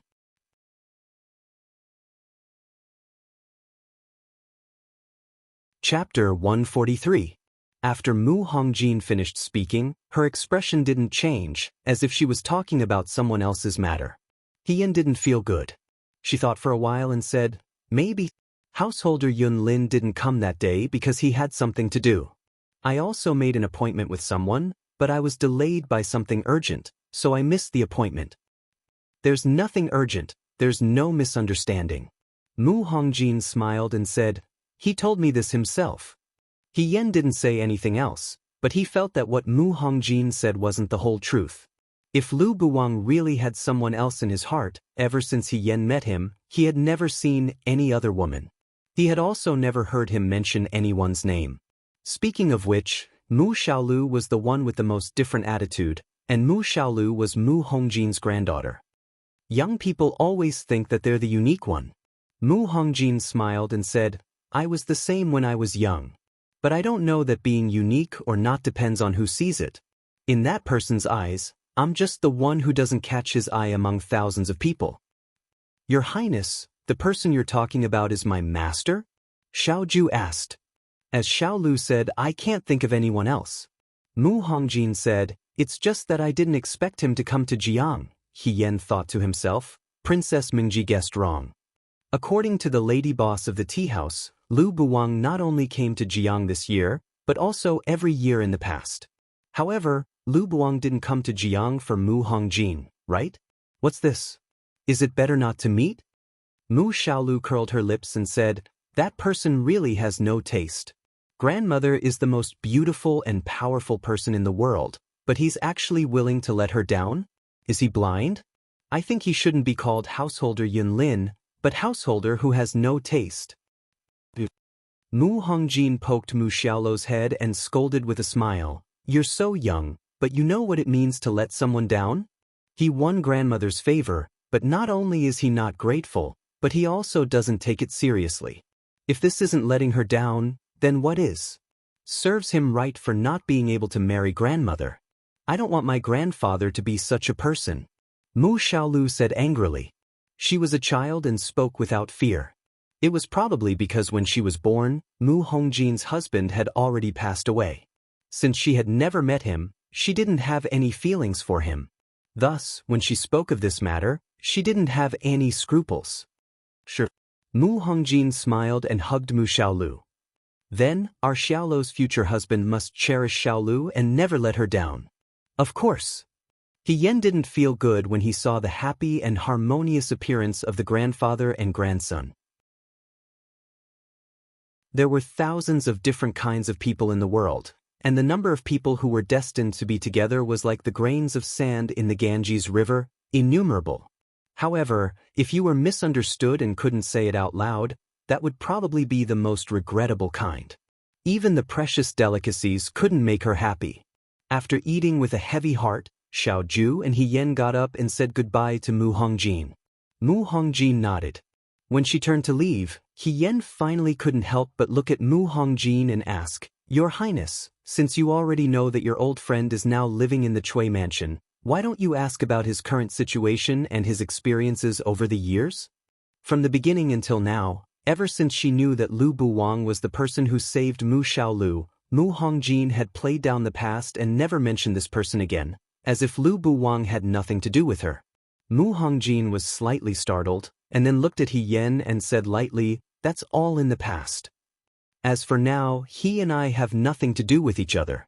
After the meal, Yen and Xiaoju said goodbye to Mu Hongjin. After leaving the mansion, Yen couldn't help but look back at the vermilion gate of the mansion and said hesitantly, "Your Highness, do you really only treat my master as a stranger now?" Xiaoju said, "Love is deep and hate is deep. People who have really let go will not deliberately forget something." "What do you mean?" "I mean," he raised the corners of his mouth slightly, "lady, he really doesn't know how to observe people's expressions when it comes to love." Was this a blow to her? Yen thought, besides, how could he blame her? In her previous life, she didn't have any occasion to carefully figure out other people's thoughts, except for the enemy generals. Besides, women's minds were delicate.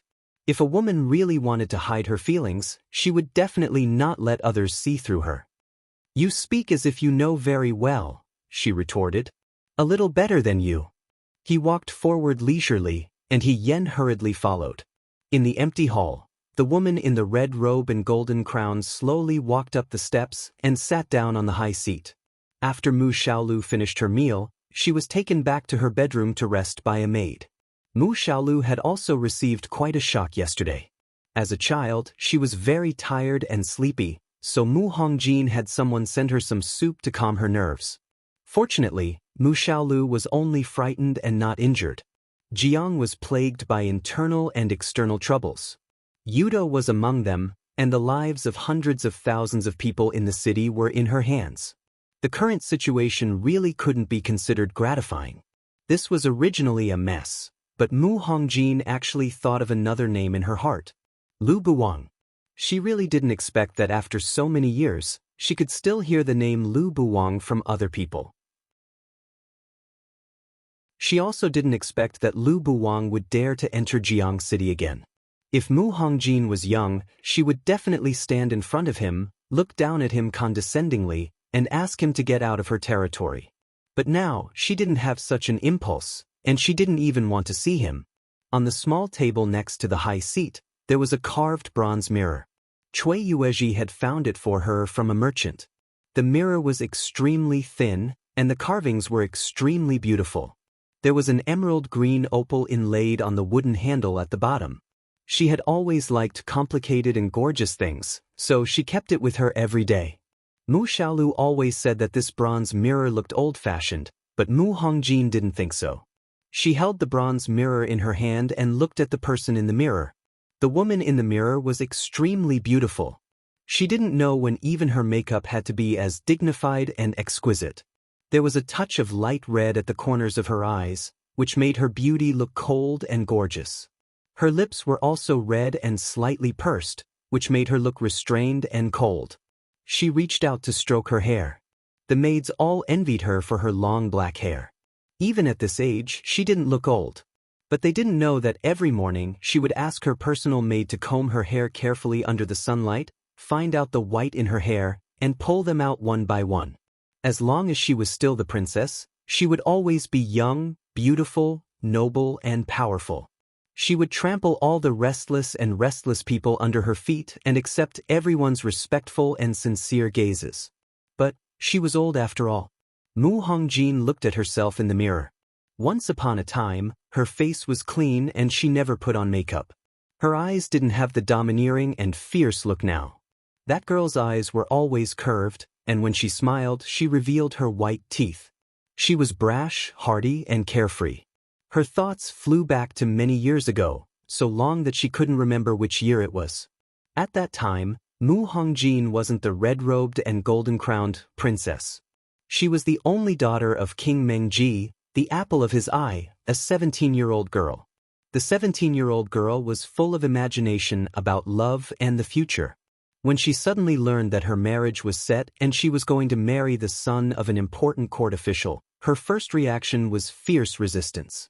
The old King Mengji, her father, looked at her with some guilt, but his tone was undeniably firm. You must marry him to stabilize your position as princess. I don't want to be a princess at all, Mu Hongjin snorted. I don't want to use my marriage to exchange for this position. I'd rather be an ordinary person. Her resistance wasn't taken seriously. Perhaps it was just a child's willful quarrel, or perhaps King Mengji knew very well that even if she resisted, there would be no result. The position of a vassal king was unstable. If he wasn't careful, no one would be able to escape. Mu Hongjin slipped out of the prince's residence late one night. She had a strange temperament and had long yearned for the life of an ordinary person. She took a horsewhip, changed her appearance, and left Jiang City that night. The Mu Hongjin of that year was older than the current Mu Xiaolu, and also more intelligent and shrewd. She didn't suffer any losses along the way. She went all the way to the foot of Chiyun Mountain. Chiyun Mountain's mountain path was steep. Bystanders said that there was a barren mountain at the top.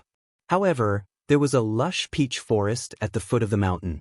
It was spring, and the peach blossoms were bright and full of romance. Mu Hongjin was not far from the peach forest when she encountered a thief. Generally speaking, if a girl who was alone didn't disguise herself, it was very easy to encounter a thief with bad intentions.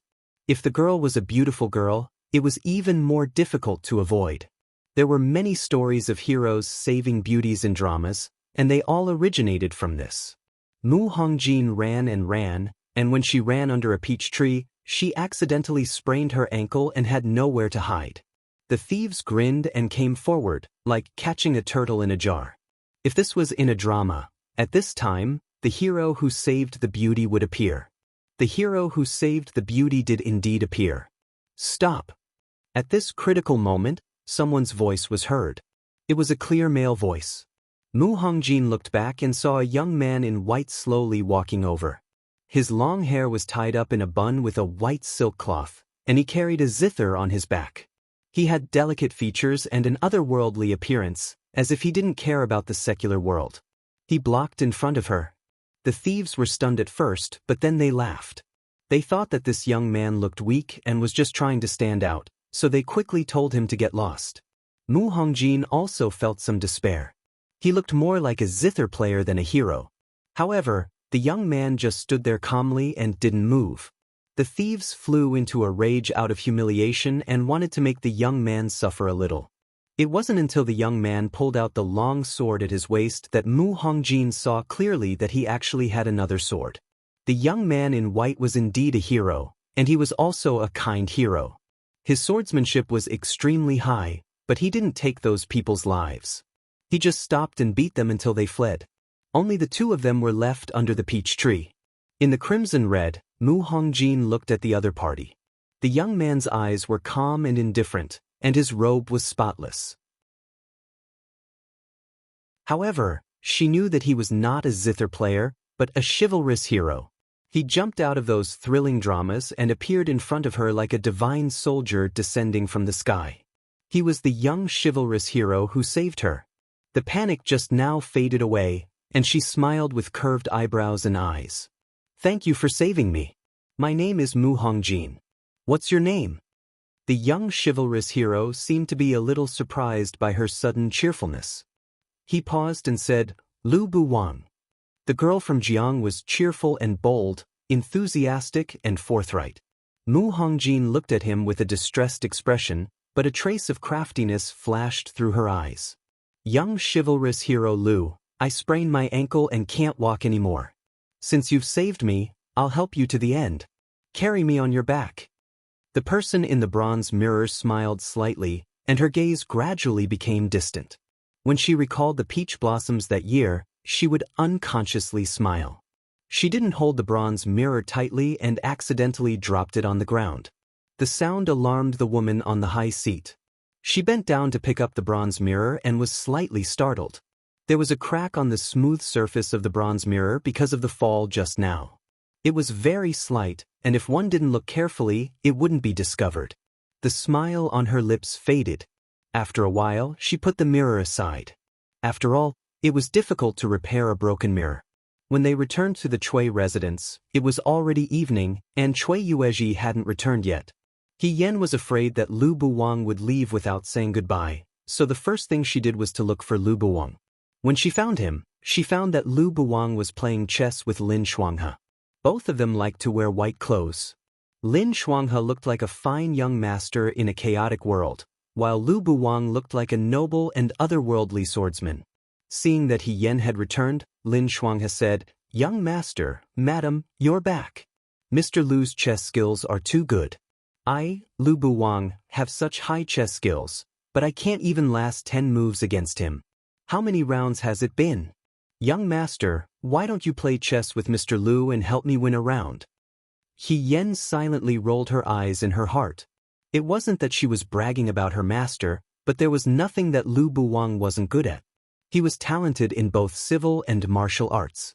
With Lin Shuanghe's mediocre skills, he could deceive girls in brothels, but compared with Lu Buwang, it was simply an insult to Lu Buwang. She walked to Lu Buwang's side and said to Lin Shuanghe, "Since you've lost so many rounds, Brother Lin should go back and practice well before the next round. I still have something to talk to my master about. Let's talk about it later." After saying that, she pulled Lu Buwang up and walked into the room.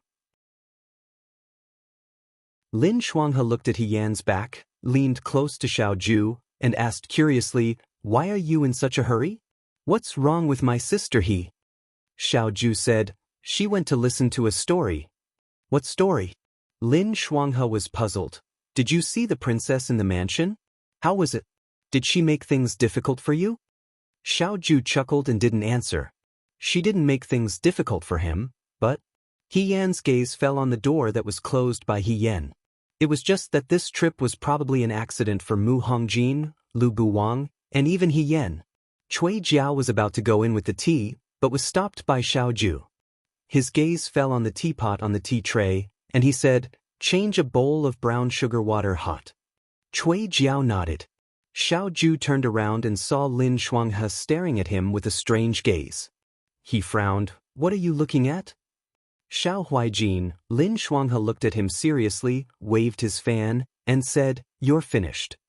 "You're sick," he replied indifferently. In the room, He Yen pressed Lu Buwang to sit down at the table and he sat down as well. She had a lot of questions, such as Lu Buwang's previous words about tracking down the Wuduo people, as well as Jiang's current actions. However, the first thing she said was, "Master, I just came back from the mansion and met Her Highness." Lu Buwang looked at her. He Yen hesitated for a moment before saying, "Princess Meng Ji seems to be an old acquaintance of Master." Lu Buwang said, "Yes." He admitted it so quickly? She was stunned for a moment. Since he was so frank, did it mean that there was nothing between them? He Yen realized for the first time that he was so talkative that he even wanted to know about other people's private affairs. But if it was about Lu Buwang, she couldn't help but want to know what kind of past her godlike, seemingly emotionless master had. Perhaps it was this past that made him seem more worldly and more like an ordinary person. Princess Mengji said that she once admired Master, but Master has another love in his heart. He Yen simply said it in one breath. Back then, Princess Mengji wanted to escape from the marriage and made an appointment with Master, but Master didn't come, so she returned to Jiang and got married. Hearing this, Lu Buwang was still expressionless, and no one could tell what he was thinking. He Yen said, "Master, is this true?" She always felt that with Lu Buwang's chivalrous character, who would bury the corpses when he passed by, if Mu Hongjin really begged him, he would definitely take her away. If he didn't intend to take her away from the beginning, he wouldn't have made an agreement with Mu Hongjin at all. Why did he have to do something unnecessary? It's true, Lu Buwang replied lightly. He Yen was surprised. Why? This is the best choice for her. Lu Buwang said, as Princess Mengji, she should bear her due responsibilities, and Jiyang is her responsibility. But He Yen was still unwilling to give up. Is it because of this that Master didn't take her away, or is it because of other reasons? Does Master really have another love in his heart? For so many years, she had never seen Lu Buwang mention any woman or anyone he loved. To put it bluntly, if that lover was no longer alive, at least Zhong Yuan would pay respects to her every year during the Qingming festival. But no, there was nothing. Lu Buwang didn't answer her and just looked at He Yen with a smile. Is she doing well? Was she doing well? He Yen couldn't answer this question. The current situation in Jiang City was really not good. But from a certain point of view, Mu Hongjin was married and had a granddaughter. At least she wasn't as lonely as Lu Buwang. She could only say, Xiao Lu is her granddaughter. Lu Buwang smiled and didn't say anything. The atmosphere in the room suddenly became silent and stagnant. Outside, Cui Jiao knocked on the door and said, Madam, the sweet soup with brown sugar balls is here. Why do you still like sweet things? Lu Buwang came back to his senses and laughed. Go out and drink the sweet soup. I want to be alone for a while. He Yen hesitated for a moment, then stood up and said, Master, I'll go out first. She left the room, and the door was closed behind her. The night in Jiang was also warm, not as cold as the north. The wind blew in from the window, causing the shadows of the trees to sway slightly. It was like the fog on Qiyun Mountain. Lu Buwang had no parents. He was the youngest disciple of Taoist Yunji on Qiyun Mountain. Taoist Yunji was extremely outstanding. He lived far away and adopted a group of orphans as his disciples. Lu Buwang was ranked 7th and was called Little Seven. The teenagers practiced martial arts on the mountain. When they were 18 years old, they had to go down the mountain to gain experience. When Lu Buwang went down the mountain, his senior brothers all came to see him off. He was proud and simple, and his nature was pure and honest. Everyone was afraid that he would be deceived at the foot of the mountain. Before he left, they gave him a lot of advice, which made him impatient. Every teenager felt that their future was bright, and that they could root out evil in the world and take care of injustice everywhere. There was nothing that could humiliate their temperament or defeat their persistence. Lu Buwang was the same. Who knew that as soon as he went down the mountain, he would see evil people bullying a weak woman in the peach blossom forest at the foot of the mountain. Lu Buwang stepped forward, drove away the evil people, and was about to leave, but the woman stuck to him like a dogskin plaster. He couldn't get rid of her. He still remembered the first time he saw Mu Hongjin. She was so beautiful and charming that one more look at her would make him blush. Her 2 braids hung in front of her chest. She blinked at him and said in an innocent voice, Young hero Lu, I sprained my ankle and can't walk. I'll help you to the end. Carry me on your back. He was shocked by her self-righteous words. He took a step back and said, No. Why not? Mu Hongjin said, Aren't you a young hero? Young heroes all have to do this. Young heroes all have to do this? Lu Buwang didn't understand when he was a teenager. He had been living on the mountain and didn't know the ways of the world, so he didn't know whether what she said was true or not. But looking at her confident look, Lu Buwang thought that maybe the people at the foot of the mountain were all like this. Was he making a fuss over nothing? As he thought about it, he saw Mu Hongjin cry out with a bitter face, Ouch, ouch, it hurts when I move. He was displeased that she was so delicate. Even Taoist Yunji's daughter, his junior sister, wasn't so delicate. He had no choice but to bend down and say, Come on up. Mu Hongjin climbed up happily. The girl's hands held his neck tightly. Her warm body was close to him, and he could smell the fragrance of her hair. Lu Buwang felt very uncomfortable. He wanted to refuse, but it was too late. He could only accept his fate and say, Miss, where do you live? I'll take you back. I don't have a home. The girl's voice was pitiful. I was kidnapped here. My home is far, far away. I'll follow you from now on. I'll go wherever you go. Lu Buwang was so shocked that he almost threw her off his back. What do you mean I'll go wherever you go? Why do you want to follow me? Since you saved me, of course you have to be responsible for me to the end. Mu Hongjin said confidently, otherwise, you can take me back to my home. My home is in the Shura capital, which is far away from here. Can you take me there? Lu Buwang, he really didn't expect that he would save such a big trouble when he saved someone. Were all the people at the foot of the mountain like this, and all the women at the foot of the mountain like this? No wonder eldest senior brother told him before he left, the women at the foot of the mountain are tigers. Even tigers were scared away by a firecracker. Why couldn't he get rid of this woman? As if reading his mind, the girl leaned close to his ear and said, "Don't be afraid. I don't eat much and I won't cost you much money.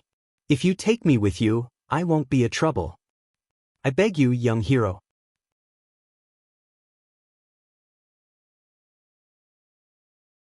Chapter 144. In the past 18 years of Lu Buwang's life, he had never interacted with a woman except for his little junior sister. Even his little junior sister was gentle and polite. He had never seen such a fierce weirdo. His senior brothers said that he was pure and honest, which was true.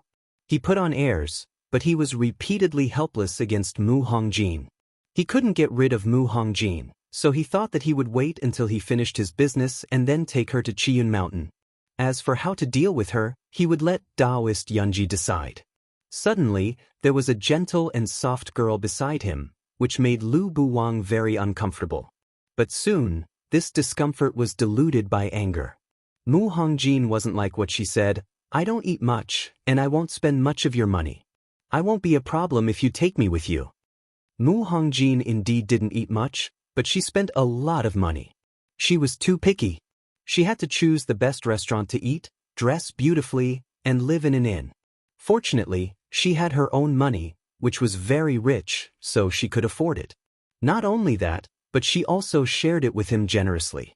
"Young hero, the roast duck of Wu Fanglu is really delicious. Try some." Lu Buwang frowned and looked at her. "Didn't you say that you were abducted? How can you have so much money on you? When the abductor abducted you, he must have been so kind that he didn't search you, right?" Mu Hongjin was stunned and said apologetically, "You found out. Well, in fact, I wasn't abducted here." But she leaned close to Lu Buwang and whispered in his ear, "I ran away from my marriage." Lu Buwang looked at her in surprise. "It's true. I didn't lie to you. My father wants to marry me to an old man who is older than him. Look at me. I'm so young and beautiful. How can I marry into a tiger's den? I heard that the man is a pervert. He had married 3 wives before, but they were all tortured to death by him.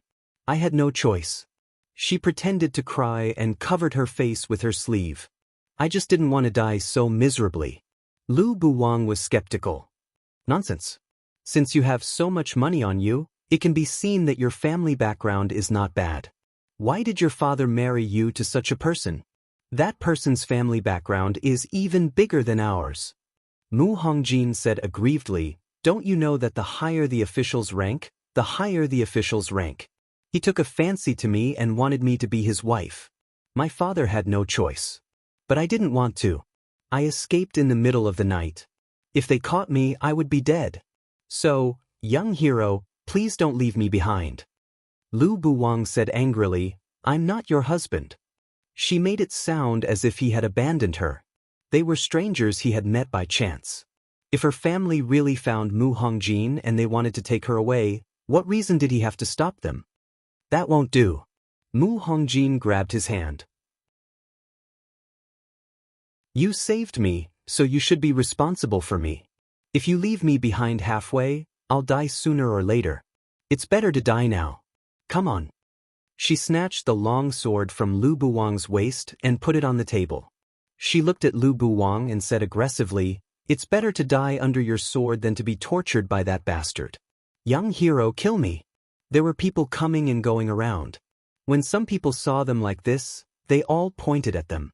Lu Buwang immediately blushed and said angrily, "What nonsense are you talking about? If you don't promise to protect me all the time, I'll always be like this." The young man was instantly overwhelmed. How could there be such an unreasonable woman in the world? However, she had said everything and he couldn't even refute her. After a while, he was defeated. He gritted his teeth and said, "I promise you. Forget it. It would only take more than a month to gain experience at the foot of the mountain. After more than a month, he would take her back to Chiyun Mountain." Taoist Yunji had his own way. At that time, no matter how arrogant this woman was, they wouldn't meet again. Hearing this, Mu Hongjin immediately smiled. She suddenly approached him, looked at his face, and said, "Actually, there is another way. As long as I get married now, that rotten old man won't be able to do anything to me. I see that you're handsome and your swordsmanship is outstanding. You're even better than that person. Why don't you marry me and we'll both be happy?" The girl smiled lightly, and her eyes were as moist as a mountain stream, clearly reflecting his figure. The young man in white was startled. He jumped up as if he had been bitten by a snake and reprimanded, "Who wants to be happy with you?" Mu Hongjin spread out her hands regretfully. "That's a pity. That's a pity." Suddenly, there was a clang sound beside his hand, and he came back to his senses. He didn't know when his fingertips had accidentally touched the strings on the table, shattering his memories. He was stunned for a moment, and the clear and cunning voice of the girl back then seemed to appear in his mind. She kept calling him young hero, which made him impatient and upset. After a while, Lu Buang lowered his head and smiled faintly. They were all gone and couldn't be chased. It was just adding to his sadness. He Yen also had something on his mind because he met Mu Hongjin in the prince's mansion during the day. That night, he didn't sleep well. He tossed and turned in bed and didn't fall asleep until the middle of the night. Fortunately, he didn't wake up Xiao Ju. Because he slept late at night, he woke up a little later the next day. When he woke up, he didn't see Xiao Ju. Hong Qiao smiled and said, "Young master went out early in the morning and told me not to wake madam up." He Yen said, "Oh," and asked Hong Qiao, "Did he say where he was going?" Hong Qiao shook her head. He Yen got up and washed up. After eating, he walked to the courtyard and saw Lu Buwang making tea. Lin Shuanghe was sitting on the side and admiring. "Master."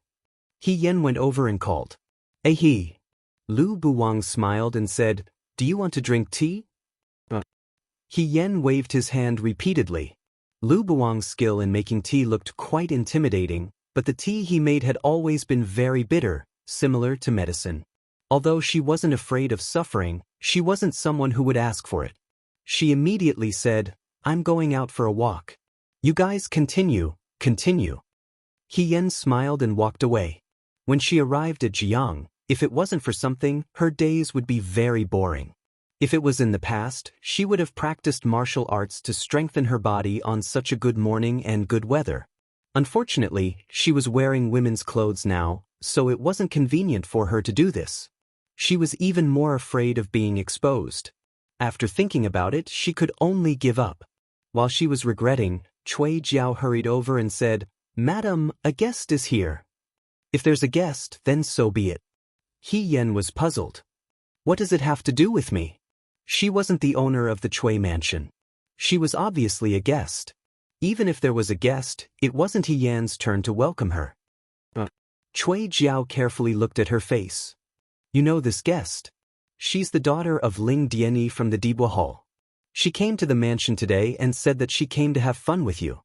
He Yen was puzzled. Ling Xiu? Was she very close to Ling Xiu? They didn't even talk much.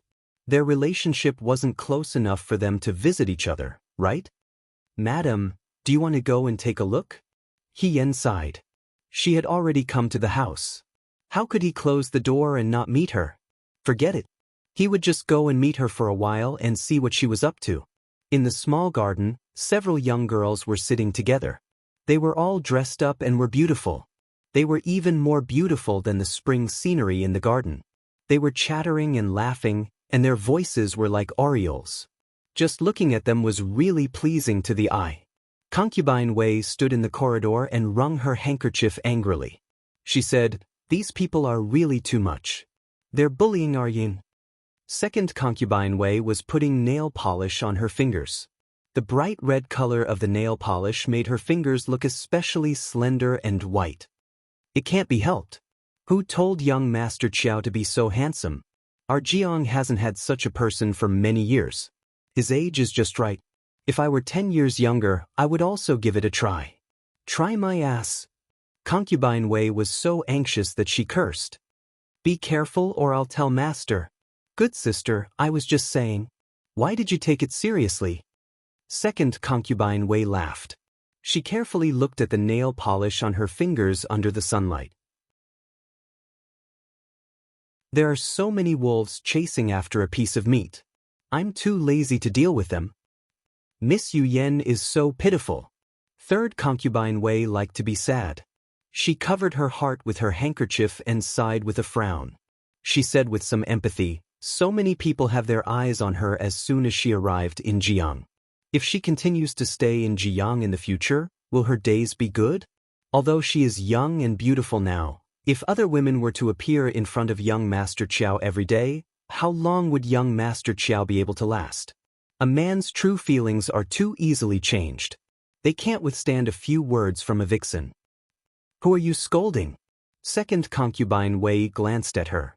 Do you dare to say that in front of Master? Third Concubine Wei pretended not to hear her and wiped the tears from the corners of her eyes. Fourth Concubine Wei was the youngest and used to be a street performer. She always laughed heartlessly and asked while eating melon seeds, that depends on whether young Master Qiao likes his wife or not.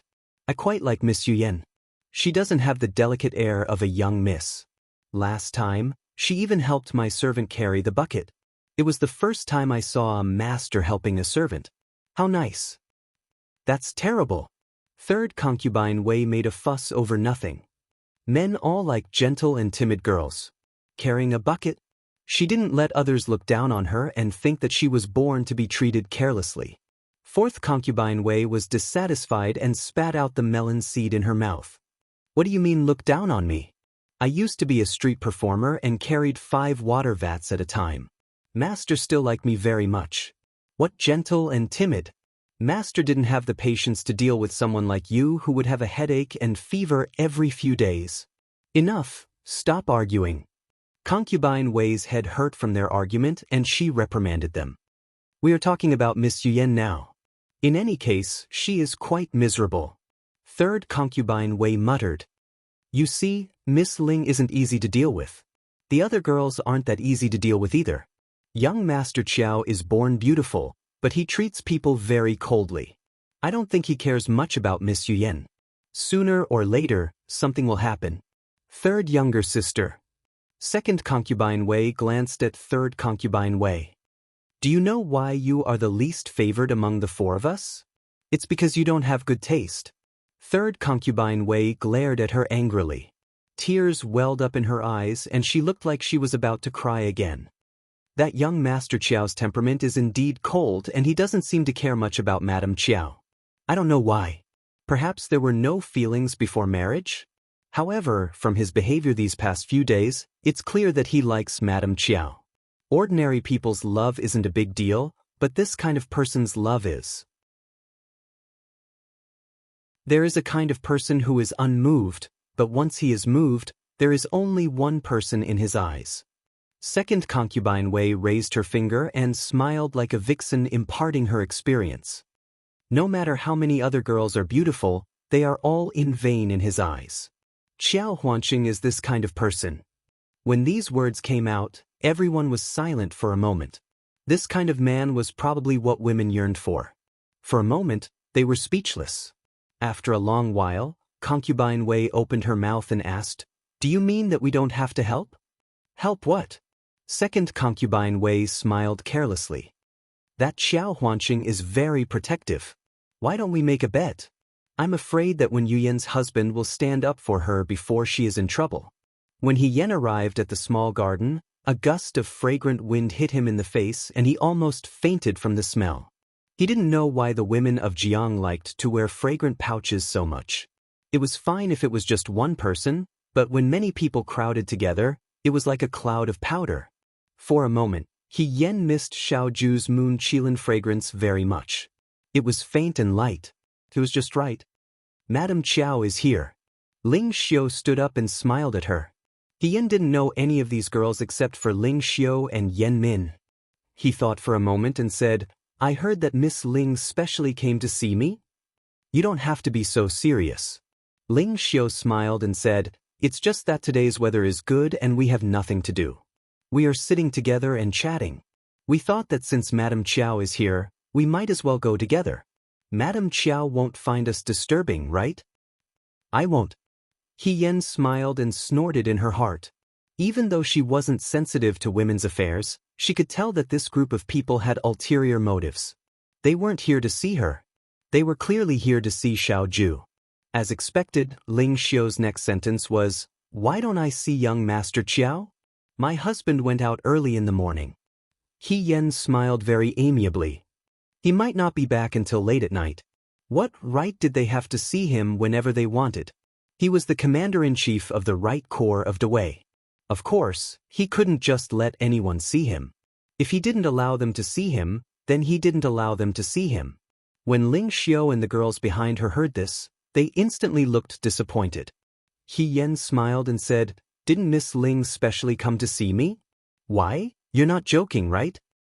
How can that be? Ling Xiao regained her senses and affectionately pulled He Yan's hand and sat down at the stone table in the courtyard. Quickly, sit down. My father and official Chui have a very good relationship. In the past, I often came to the Chui residence to play. However, I never had a sister and it was rather lonely. It's good that Madame Chiao is here. In the future, when Xiao comes to the Chui residence again, I don't have to worry about not having someone to talk to. He Yan thought to herself, how is this looking for a sister? She's obviously here to see a handsome man. Xiao Ju should come and see what she meant by being more serious and deceiving than her. He Yan sat down in front of the stone table. To be honest, she didn't know these people at all and didn't know what to say. She just casually picked up some fruits to eat and planned to sit here as a decoration and listen to them talk. Unfortunately, since the other party was here for Xiao Ju, and Xiao Ju wasn't here, this madam couldn't possibly be spared. As they spoke, the topic of conversation landed on He Yan. I heard that Madame Chiao is a famous talented woman in Hu province. Previously, I really wanted to hear Madame Chiao play the guqin. Unfortunately, I was stopped by Sir Chiao in the end. Now that I think about it, I feel regretful, Ling Xiao said with a smile. He Yan smiled and said, What's there to feel regretful about? Didn't my husband also play a piece? But Sir Chiao said that his guqin skills weren't even 1/10 of Madame's. Ling Xiao stared into He Yan's eyes. It's really hard to imagine. Yes, it was really hard to imagine. He Yan thought to herself, Xiao Ju's lie was a little too exaggerated. Now that she heard it from someone else, she felt embarrassed. My husband's praise is a little too much. He Yan poured herself a cup of tea and took a sip.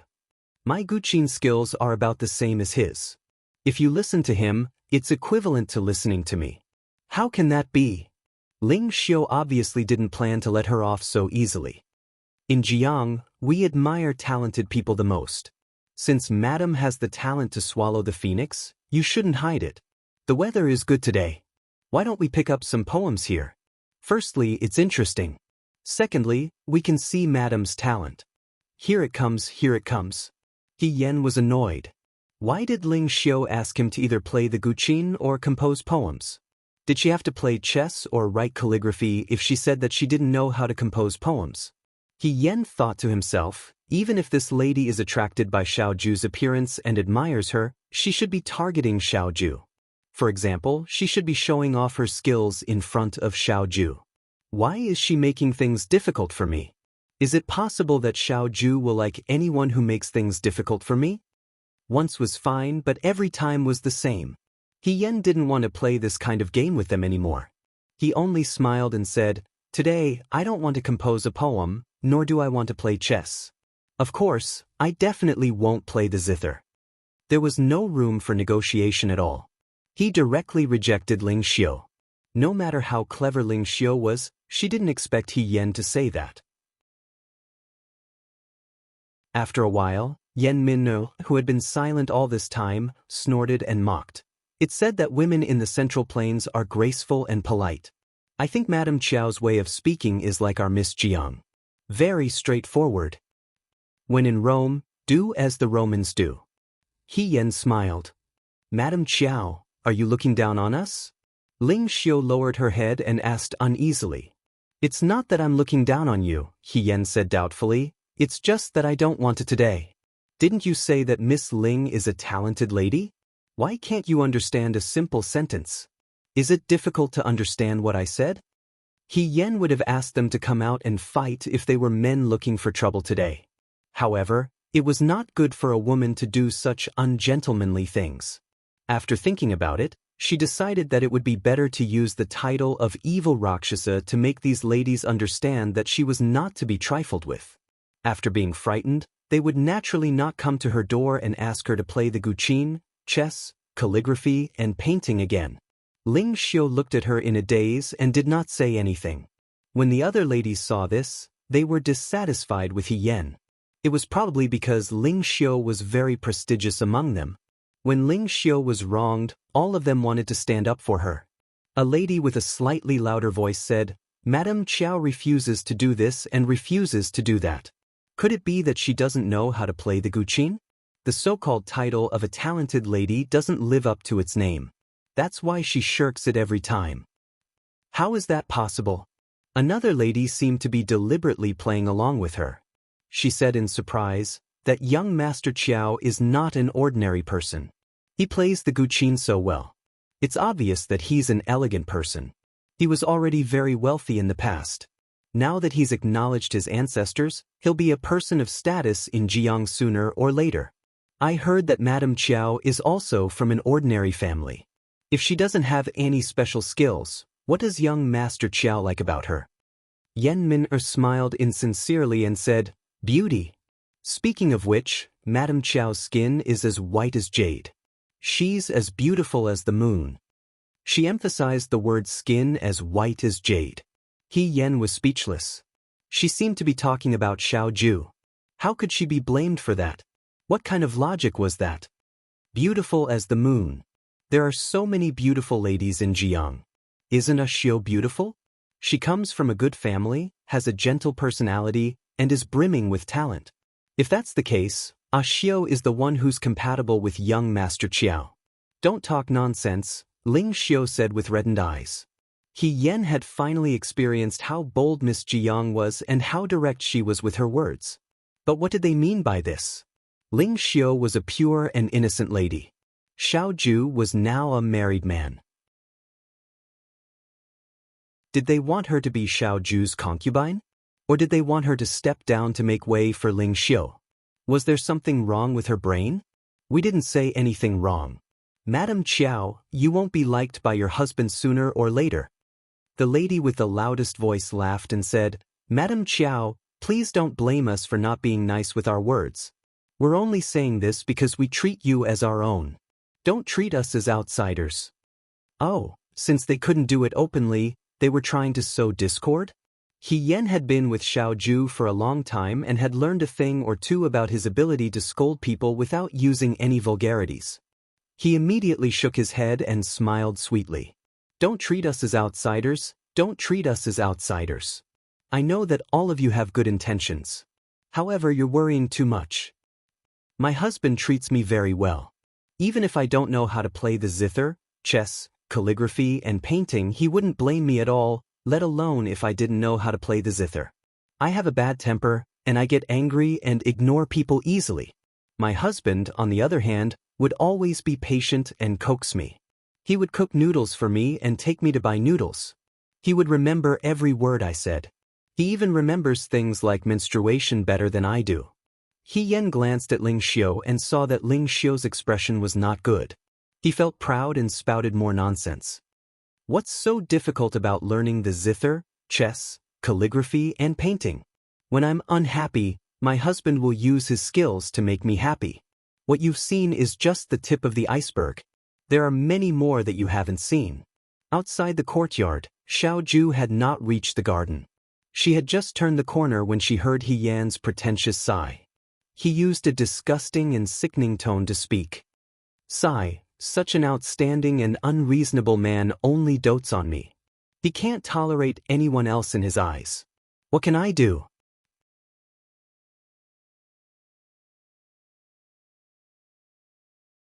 Chapter 145. Fei Nu, who was behind her, was speechless. Xiao Ju felt her eyebrows twitching.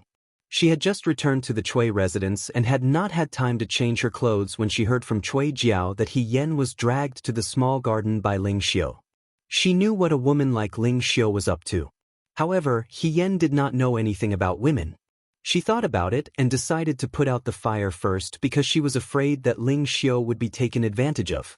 Who knew that as soon as she arrived, she would see Ling Xiu so proud of herself and did not seem to be taken advantage of. The other women were so angry that their faces turned green.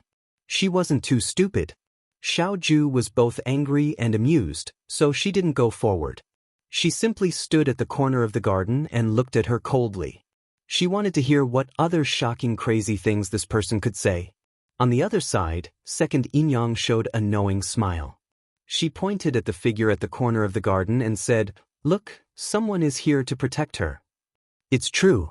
Fourth Yinyang clenched her fists and said, "Second sister, you are so good at judging people. I admire you." "It's hard to say who he will help."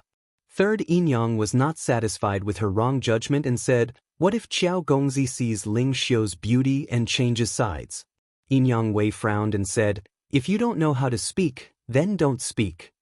Second Yinyang laughed in schadenfreude. On the other side, He Yen was still speaking with assurance. "That's why I said to my sisters, you must learn the 4 arts of zither, chess, calligraphy and painting. However, you must learn them to make yourself happy. If you only want to make a man like you, then you should learn how to control your husband. Before I was married, I was also very fond of romance. However, after I got married, I felt that everything was just fleeting clouds in the valley. Only the trick of controlling a husband is truly powerful." Really? This group of girls was not too old. Although they were a little annoying at times, they were not so scheming. Since they could write their thoughts on their faces, they were naturally not scheming. One of the girls asked, "Then tell us, what is your secret to controlling your husband?" He Yen coughed and said seriously, "I am ashamed to say that I do not know what my technique of controlling my husband is. Back then, I only met my husband once at the Lantern Festival. I didn't even know him. The next day, he came to propose marriage and said that he would marry no one but me. Actually, I didn't want to get married so early, but he was so infatuated that he told me he wouldn't marry anyone but me. If I didn't agree to marry him, he would commit suicide by jumping into the river.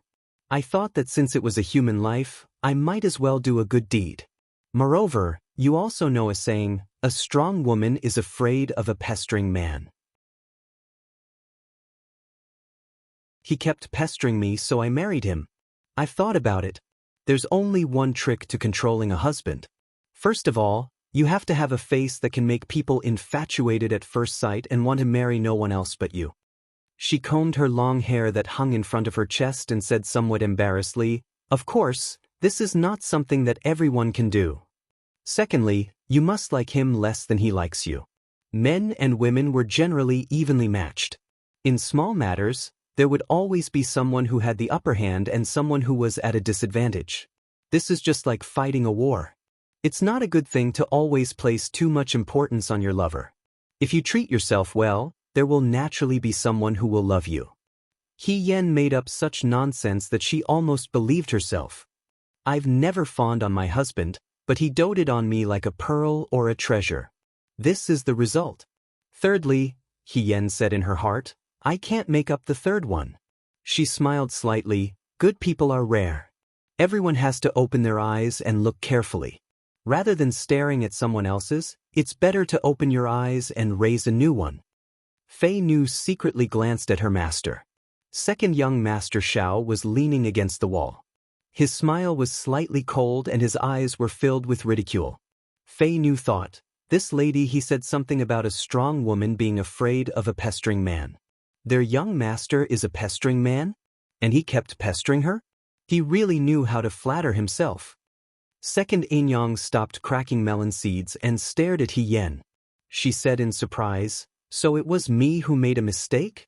I thought he was someone who didn't know about the inner courtyard. I didn't expect him to be an expert. Wonderful. Although I don't quite understand what she said, Fourth Inyang scratched her head, it sounds very impressive. Tian's heart calmed down a little. He felt that since he was reborn, he had seen a lot of the world with Xiaoju. He had even learned a lot about talking to people and talking to ghosts. Of course, this nonsense right now was enough to scare these little girls into a daze. However, in a group of people, there were always one or two who were not easy to fool.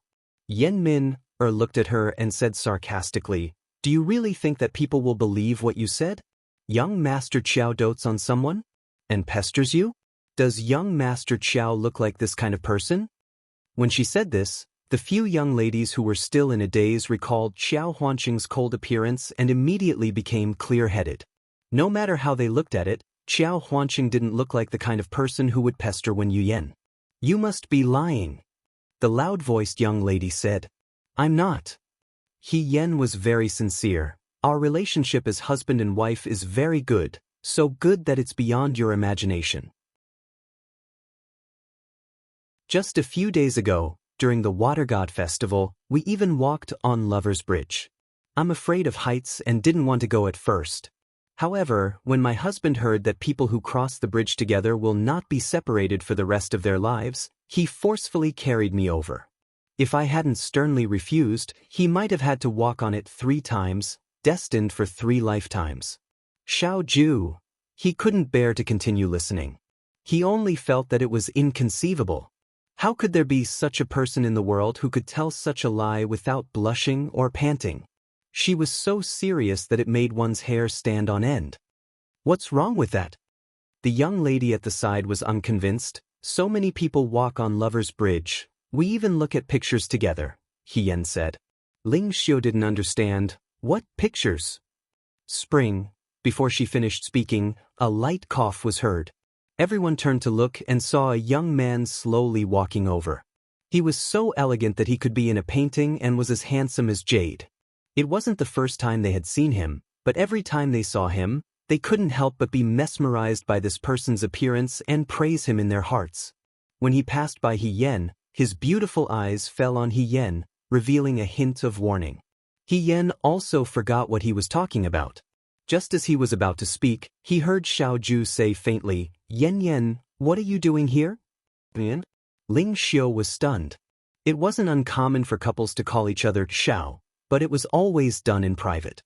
In front of everyone, unless their love was so strong that they didn't have any taboos. He Yan's breath was stuck in his chest and he didn't know what to say. Although he knew that Xiao Ju was calling Wen Yuyen's Yen Yen, it was such a coincidence that she also had a Yen. Thinking about it this way, he seemed to be calling her Yen Yen. She replied blankly, "Just drinking tea and chatting." Xiao Ju nodded and stared at her with a pair of sparkling black eyes. He smiled slightly and said in a gentle voice that made her heart tremble, "Can you accompany me back to the room to sit?" "Sit for what?" He Yen was extremely unaccustomed to him speaking like this. She only felt that the surrounding gazes were like knives, flying towards her. It was really depressing. Just now, she was here bragging about how favored she was, but in return she only got a liar. Moreover, Xiao Ju didn't say much. He only put a gentle gaze on her, and she received so many jealous gazes. Who wouldn't say that second young Master Xiao was amazing? "Play the zither with me."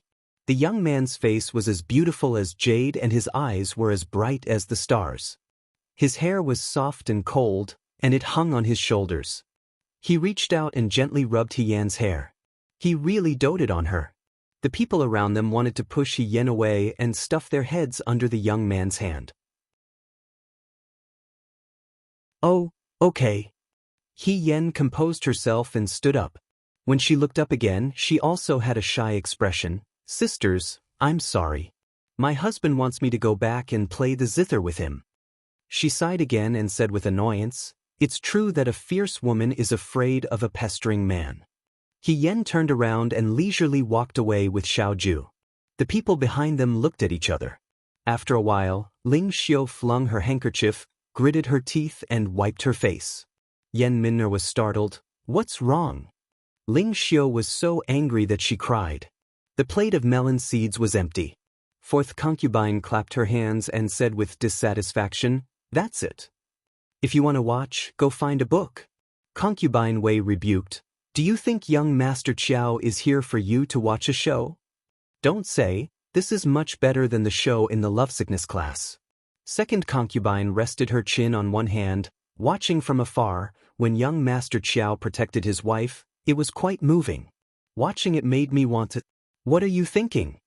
Concubine Wei said, "Don't cause trouble for me." "Good sister, I'm just saying." Second concubine smiled flirtatiously. "At our age, even if we want to spend time with someone under the moonlight, there's no one to support us." Third concubine did not say any sour words, only muttering, "Madame Chiao's luck is quite good to find such a husband. With this brain of yours, why do you only think that young Master Chiao is not bad?" Fourth concubine rolled her eyes. "I think that Madame Chiao is also an interesting person. If you were surrounded like that just now, you would have cried and jumped into the river. Look at her, what is called, for tales of force against 1,000 caddies. The art of controlling a husband is not simple. You should learn more, third sister." At this moment, He Yen, who had the enviable art of controlling a husband, was on the way back to the courtyard with Xiaoju.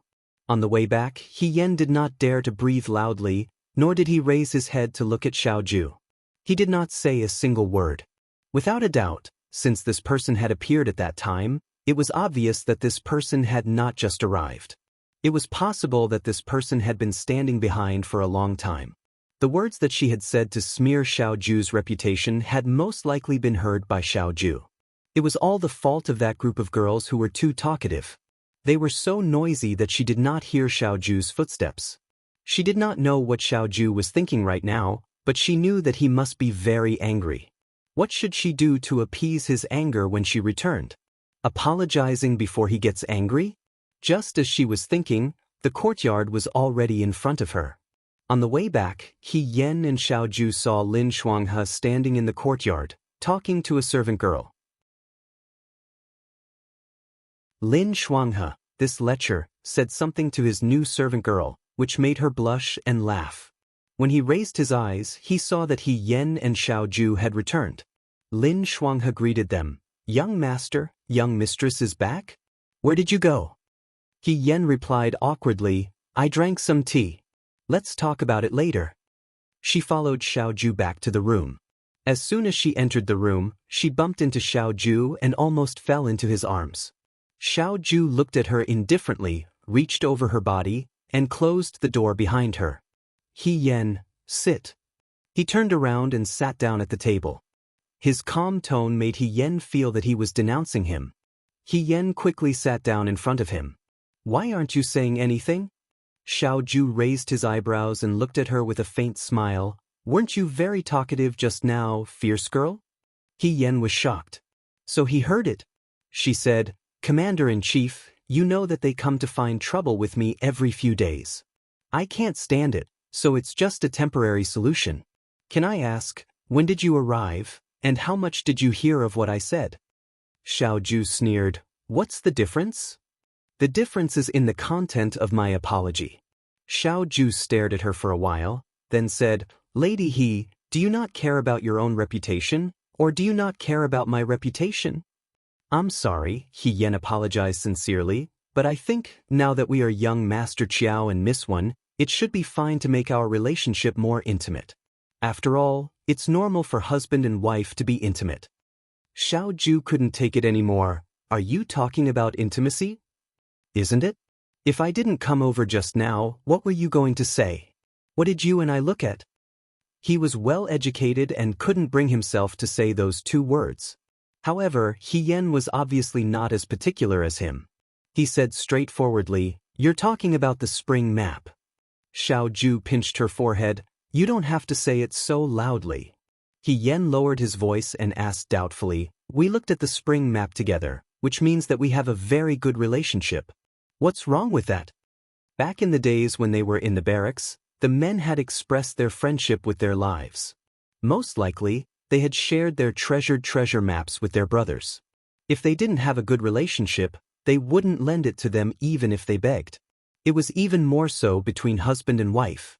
When two people looked at the spring map together, it was like they were glued to each other. Xiao Ju's face darkened. He asked slowly, "Who told you that looking at the spring map together means that we have a good relationship? What kind of person was this?" He Sui taught his daughter how to say such things. She didn't even know what to say and what not to say. Did she know that if he didn't appear today and stop her from saying what she was going to say next, what she said would be enough to shock everyone in Jiang City? He Yen suddenly stopped talking. "That's what I think. Also, after you looked at the spring map, you said that we had a good relationship. There wasn't any estrangement because of it, right? When did I look at it?" Xiao Ju's face turned pale. "You looked at it at that time," He Yen insisted. "It's still a look. We've already looked at it together." He was slightly annoyed. "I didn't look at it." "You did." "I didn't." "Forget it," He Yen said. "If you say you didn't, then don't." Xiao Ju felt a headache coming on. She was the one who was talking nonsense. Why did it seem like she was the one who was being unreasonable? "You're talking nonsense. It's fine if you don't take our reputation seriously, but you'll also ruin Xiao Huanqing and Wen Yuyen's reputations." He sneered slightly. He Yen thought for a moment and said, "I understand. I won't tell anyone that we looked at the spring map together." "I didn't look at it with you," Xiao Ju emphasized again. "Then can I look at it myself?" He Yen was puzzled. Why was Xiao Ju still brooding over this matter? "You're not allowed to look at it yourself." He raised his eyebrows and warned coldly, "Do you know what you said just now? You're a fierce woman." He Yen coughed and choked on his own words. She pleaded softly, "Commander-in-Chief, don't call me a fierce woman. It sounds like you're scolding me." Xiao Ju said with a faint smile, "But I saw that you were quite happy when you said that I would marry no one else but you. If I couldn't marry you, I would jump into the river. Lady, he isn't tall, but I didn't expect you to have so many tricks up your sleeve. Isn't that to prove that your heart is as firm as a rock?" He Yen said helplessly, "I just wanted them to give up. Otherwise, they would come to find trouble with me every few days. Who could stand that? You can use your beauty to commit crimes. The unlucky one is me. Commander-in-Chief, you have to have some sympathy."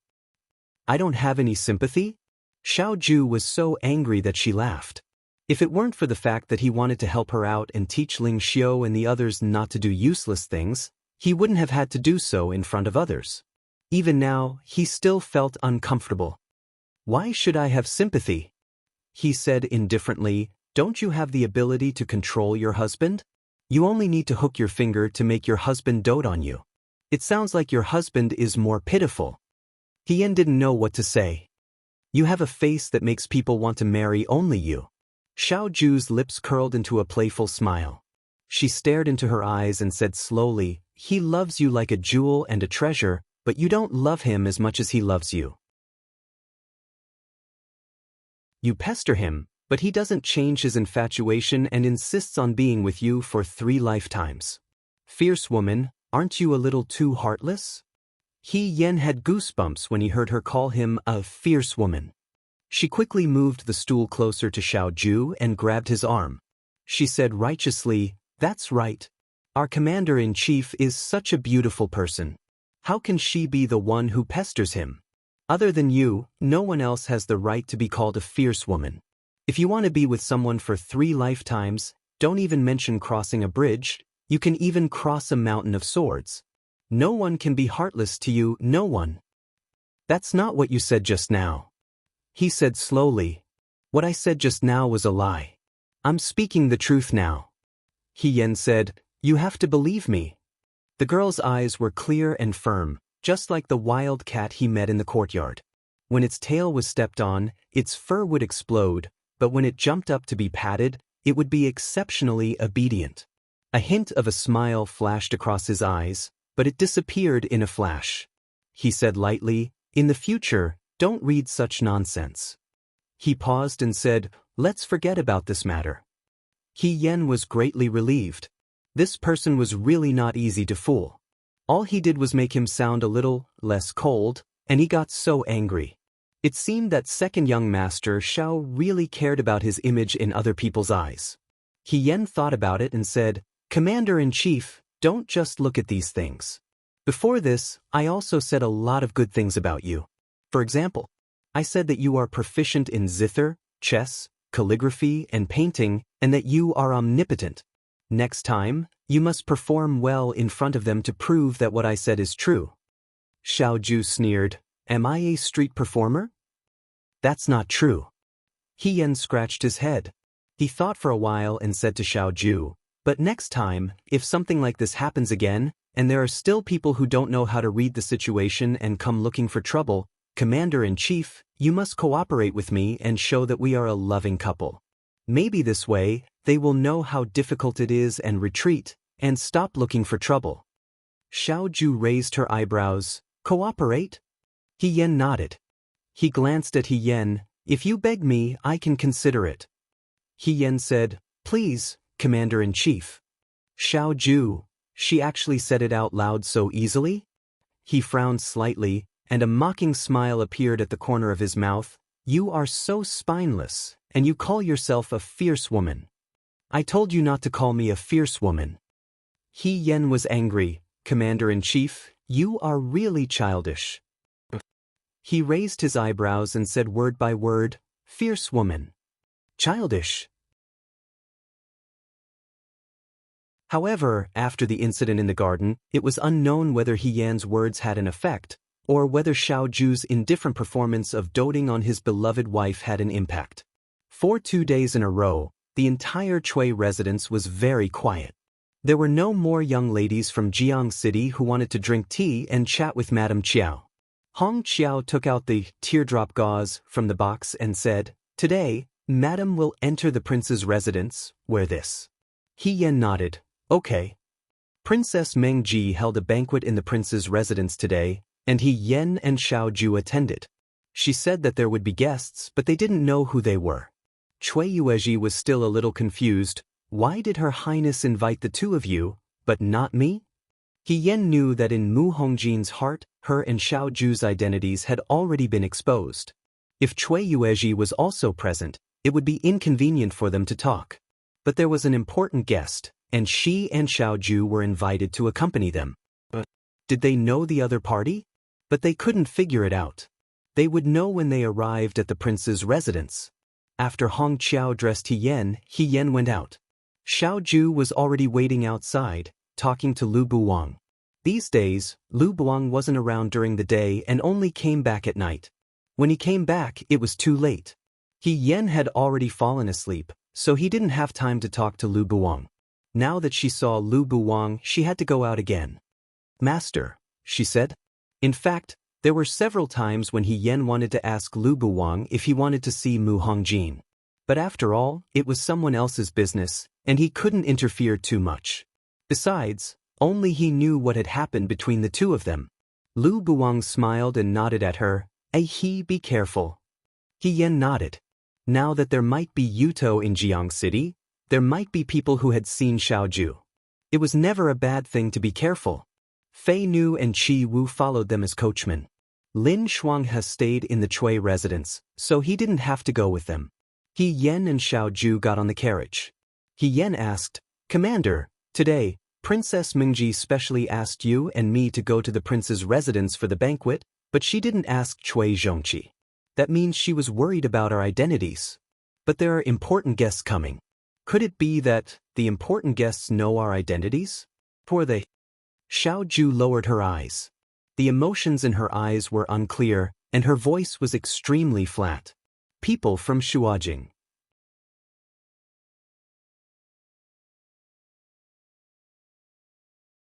Chapter 146. He Yen and Xiao Ju got off the carriage when they arrived at Prince Mingji's mansion. A servant led the way. This was not their first time visiting the Prince Mingji's mansion, so they felt much more at ease. The servant led He Yen and Xiao Ju to the entrance of the banquet hall and said respectfully, "His Highness and the guests are inside.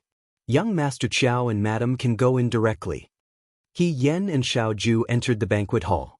Mu Hongjin was leaning on a soft couch, her red robe spread across her face. She had a faint smile on her lips and was listening to the zither player playing the zither. There was another person sitting at a short and long table with his back facing He Yen. He was wearing a bamboo-colored robe and had a jade hairpin on his head. His back view looked somewhat familiar. She was still trying to figure out who this person was when Mu Hongjin's gaze swept past them and she smiled. Military Governor Xiao is here. He Yen and Xiao Ju bowed to Mu Hongjin. At the same time, the man who was sitting with his back facing them also stood up and turned his head to look at them. The space between his brows was as gentle and elegant as an orchid, as clear as a banished immortal. He Yen never thought that he would actually see Chu Zhao in Mengji Wang Fu in Jiang. The shock only lasted for a moment.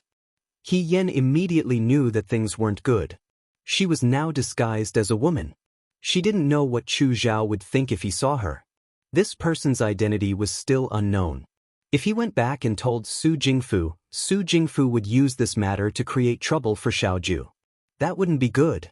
She stopped in her tracks and subconsciously took a step back towards Xiaoju, trying to block Chu Zhao's gaze.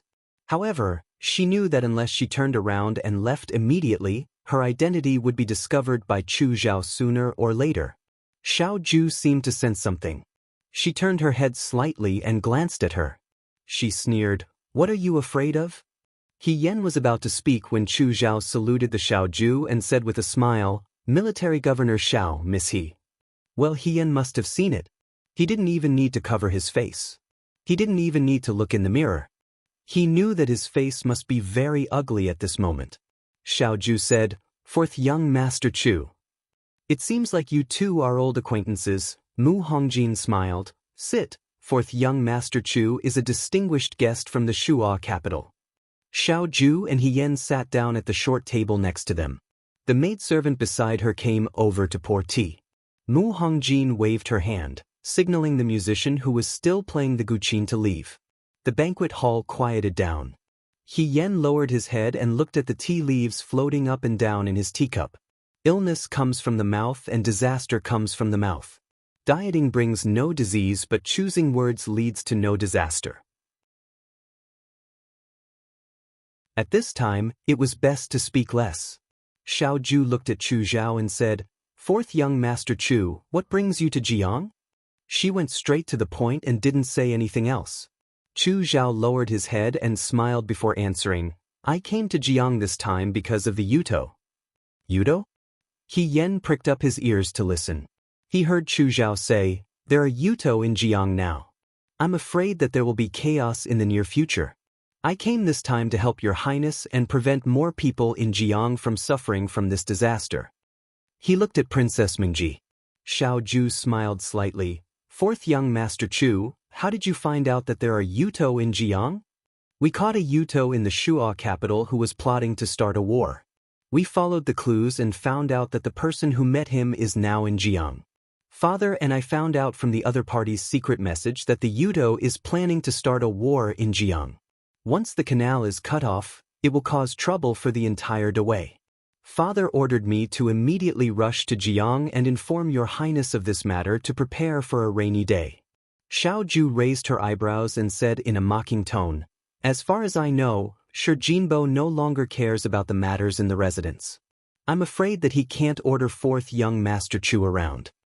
Lin Shuanghe had also said this to He Yen.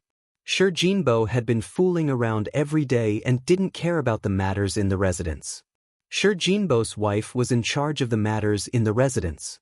As for the rest, ever since Chu Zhao had Su Jingfu's support, Shi Jinbo had already become Chu Zhao's residence. "It's just a rumor spread by outsiders," Chu Zhao replied in a good-natured manner. "I don't dare to disobey father's words." Mu Hongjin seemed to have discovered something from the exchange between the two of them. She wasn't in a hurry to speak. Instead, she drank her tea lazily and quietly observed. "If you want to inform Her Highness, a secret letter will do."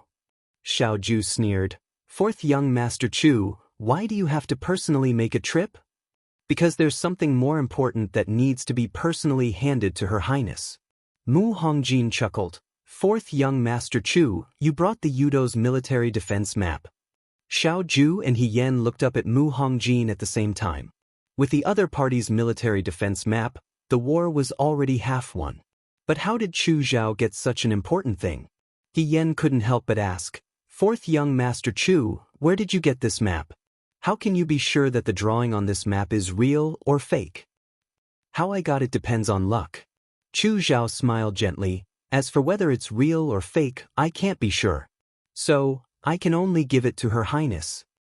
He paused and looked at Xiao Ju, "But I'm relieved to see Military Governor Xiao." With Military Governor Xiao around, regardless of whether the military defense map is real or fake, Jiang City will definitely be saved. After all, De Wei is a genius general, and only Military Governor Xiao has a meritorious service. He Yan's heart skipped a beat when he heard this, and he couldn't help but look at Xiao Ju. The water attack in the Battle of Gua City's Long Valley was a hurdle that Xiao Ju couldn't overcome. Chu Xilan's words were like stabbing a knife into his wound. Xiao Ju's expression was calm. She curled her lips and looked back at Chu Zhao. "Fourth young Master Chu, aren't you making a mountain out of a molehill by coming all the way to Jiang with a military defense map that we don't know if it's real or fake?" She paused, and there was a meaningful look in her eyes. "Do you have other important matters to attend to? How can you say that I'm making a mountain out of a molehill?" Chu Zhao shook his head. "If I stay in Jiang, I can advance and retreat together with all of you. If Yudo really has ulterior motives, Military Governor Xiao and I will fight against the enemy. If the news is fake, it will be a false alarm and everyone will be happy." "Fight against the enemy together?" Xiao Ju said lazily. "Fourth young Master Chu, if you can't even save yourself, no one will be in time to save you." Chu Zhao smiled but didn't say anything. Second young Master Zhao's skill at mocking others was unparalleled. Moreover, Chu Xilan was indeed weak. If something really happened, he would be a burden. Military Governor Xiao. Mu Hongjin was almost done watching the show. She had a rough idea of the relationship between these two people. She looked at Xiao Ju.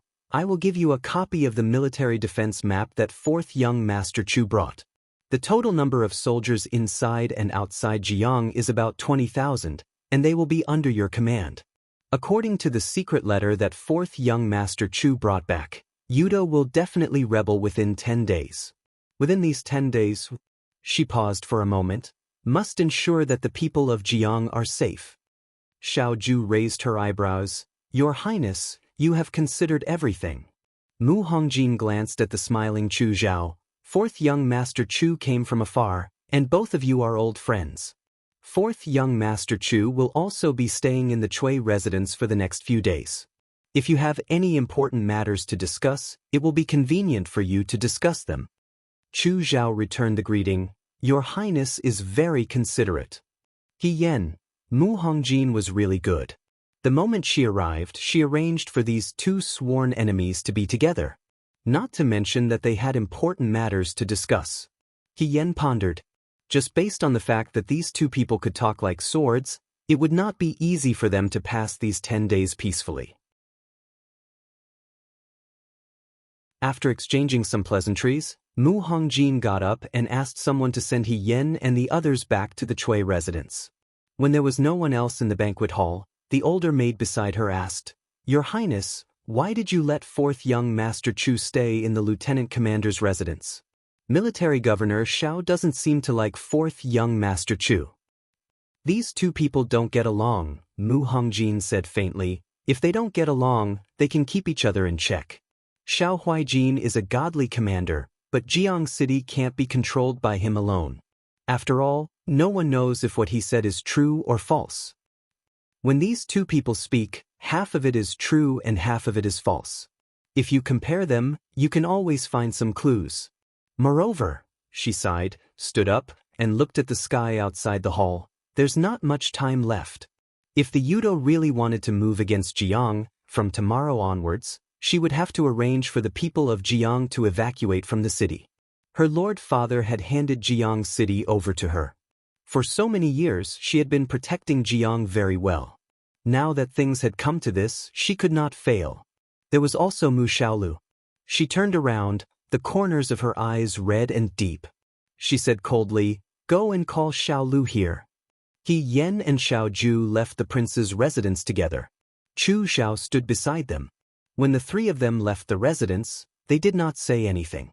He Yen was secretly thinking about how to make this lie flawlessly. He might as well insist that he was originally a man. This time, he disguised himself as a woman and went to Xiaoju to Jiang because he had no other choice. As for why he acted so well, he would say that he was a man and a woman. Qi Wu had been following them for so long. Didn't he not discover anything? When he thought of this, his heart relaxed slightly. Miss He. As he was thinking, someone beside him called his name. He Yen turned around. Chu Zhao stopped and looked at him with a smile. Xiaoju also stood still and did not go far. He Yen felt a little comforted with his superior by his side. He looked at Chu Zhao and smiled. Fourth young master, you don't have to call me that. Actually, I didn't expect to see Miss He dressed as a woman again after seeing Miss He in red. The young man smiled very gently. Even his praise was sincere. It sounded more sincere than the workers of the embroidery workshop and Lin Shuanghe who blindly boasted with their eyes closed, "This dress suits you very well. It suits Miss He very well." He Yan's prepared speech came to an abrupt end. What did he mean by, saw her last time? Ever since she entered the military camp, this was the first time she dressed as a woman. Where did Chu Zhao see her dressed as a woman? He Yan subconsciously looked at Xiaoju. Xiaoju raised her eyebrows slightly as if she was waiting for him to speak. Wait a minute, could it be that Xiaoju thought that she and Chu Zhao were already in cahoots? You can eat whatever you want, but you can't say whatever you want. He Yan said, Brother Chu, I don't quite understand what you mean. When did I appear in red in front of you? Chu Zhao smiled faintly. At the racecourse in Shuajing. Miss He personally went to the racecourse to protect her father and younger brother. She was valiant and formidable. It was unforgettable. At that time, the wind blew your white veil. He lowered his head and smiled. I accidentally saw your face. At that time, I already knew that you were a woman. The racecourse in Shuajing? What kind of old story is this? How can Chu Zhao still remember it? Does this mean that Chu Zhao already knew that I'm a woman?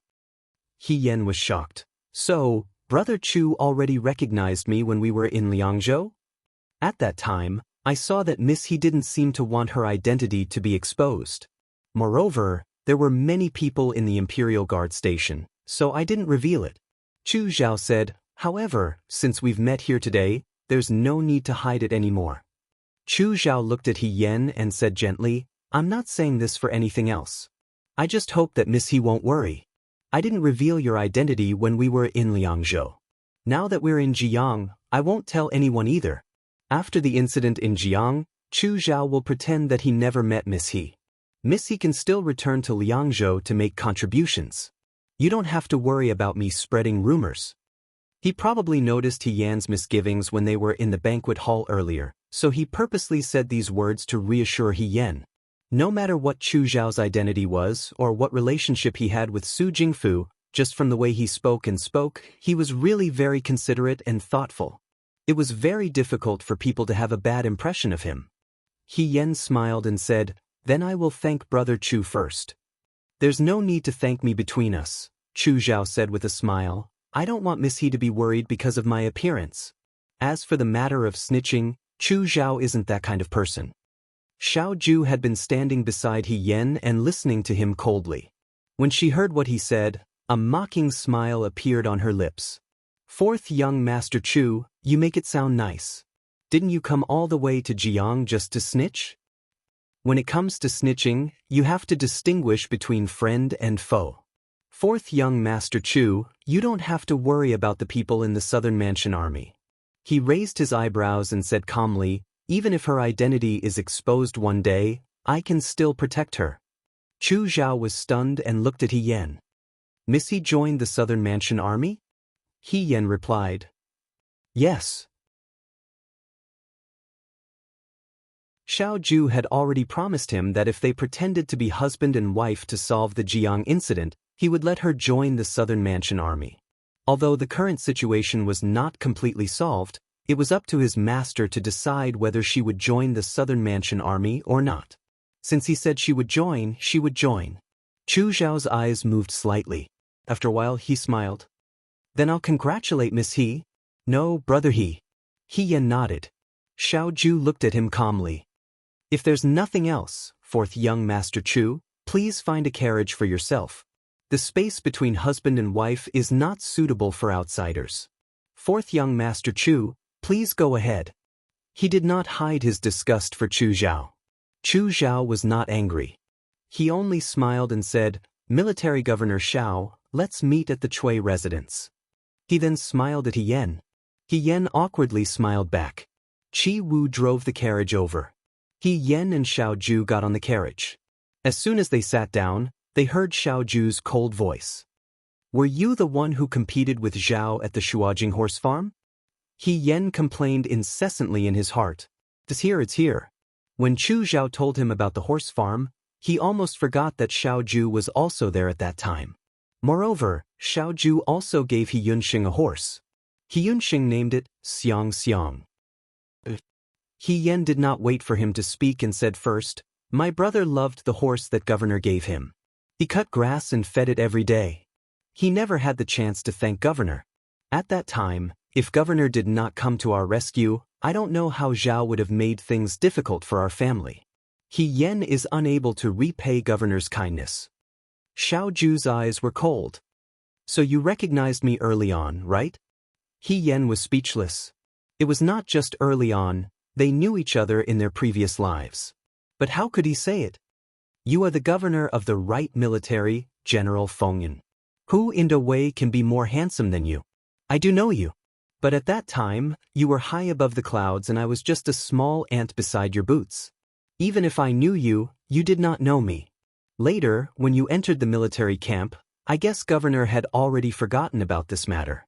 After all, Governor is a person of high status. How could he remember a small ant? He Yan leaned closer to him. How would I know that Governor still remembers this matter? She clearly knew that this fellow was full of lies and flattery, but when she saw her bright eyes and white teeth sitting beside her and putting in her best performance, even if she was a little displeased, she also found it funny. Chu Zhao actually knew that this person was a woman before him. It sounded like he was kept in the dark and was at a disadvantage. Xiao Ju looked away and said lightly, Have you met him again? No. He Yan quickly replied, I only met him twice when I was in Shu'a capital. Then, he complained, how would I know that it was such a coincidence? He was also at the racecourse at that time and saw my face. If I knew, I would have covered my face tightly and wore an iron mask. Look at how sharp his eyes are, he does not know who I am. You don't want him to see your face? Of course not. He Yan was confused. If I leave a loophole for others to exploit, who knows if something will happen? Xiao Ju laughed softly. You are not too stupid. Governor, He Yan asked, do you think that fourth young Master Chu will tell others about my identity? Although Chu Zhao said so, He Yan did not dare to believe him easily. Especially since this person's identity was mysterious. It was unknown whether he was an enemy or a friend. Now you know to be afraid? Not really, He Yan said. If he wants to tell, I will pack up and run away in advance. He Yan said inside. It is just that I have been in the Liang province guard for so long. I really can't bear to part with Governor. If I really have to part with Governor, it will be very difficult. What you can't bear to part with is the opportunity to enter the Southern Prefecture Army. Xiao Ju was unmoved. How can you think of me like this? He Yan said seriously. With my skills, I will be highly valued by any general.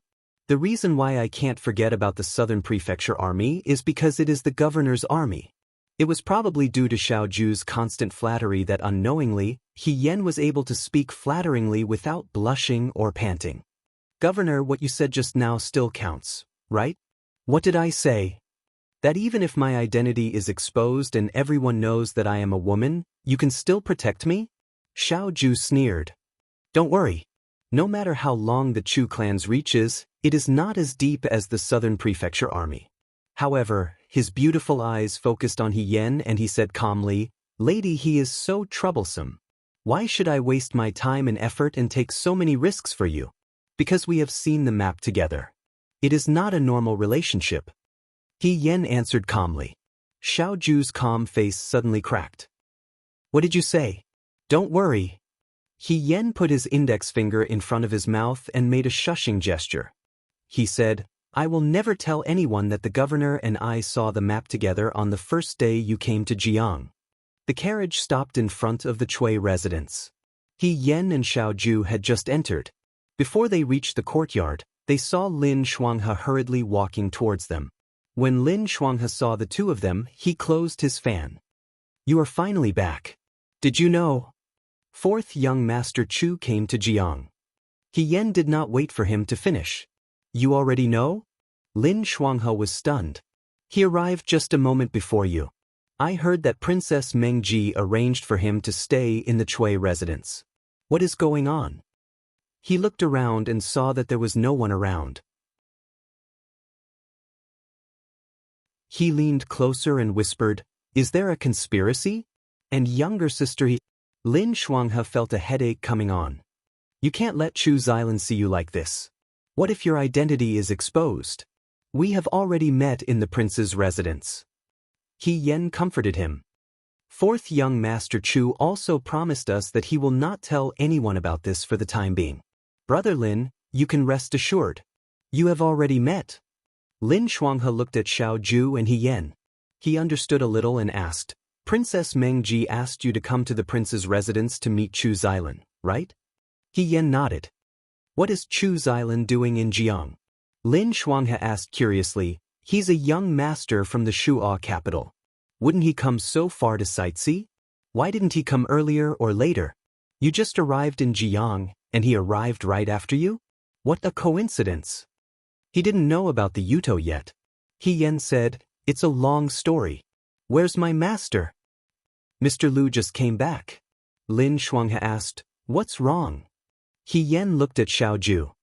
When I saved the Little Highness, my master also mentioned that he came to Jiang City to track down a group of Yudo. Since the news brought by fourth young Master Chu is related to Yudo, why don't you call my master over as well? Once we compare the information, we may find something else. After a pause, she was afraid that Xiao Ju didn't trust Lu Buwang, so she said, My master is definitely not a bad person. Commander-in-Chief, you can rest assured. Xiao Ju nodded slightly.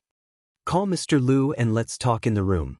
In the courtyard, the manservant moved the things unloaded from the carriage into the room one by one. From clothes to food, even a mattress and incense, everything was there. These things were all prepared for Chu Zhao before he came to Jiang by eldest Miss Su. If it were anyone else, they would have been touched and gratified by such considerate preparations. Chu Zhao sat in the room and looked at the small table that was gradually filling up, but his expression didn't change.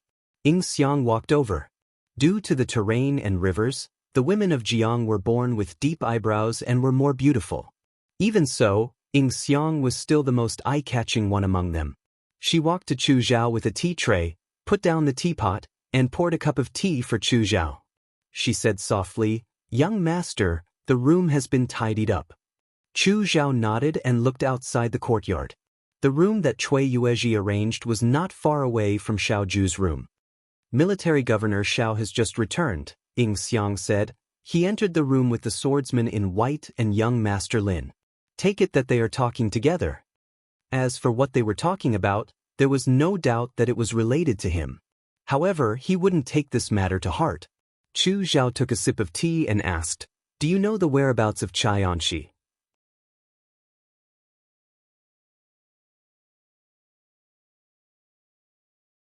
Chapter 147. Do you know Chai Anshi's whereabouts?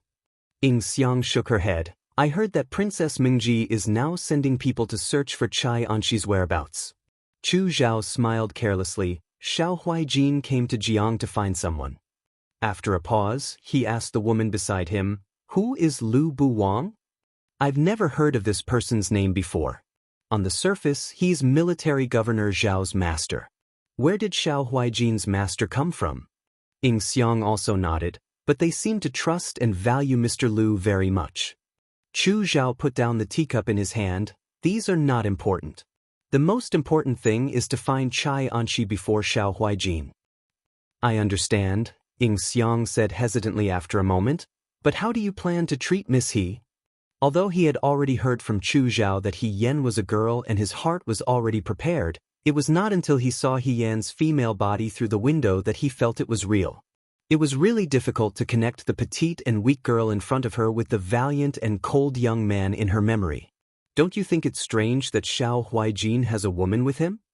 Chu Zhao smiled slightly. I really want to know how much he trusts this woman. Ying Xiang lowered her eyes and didn't speak.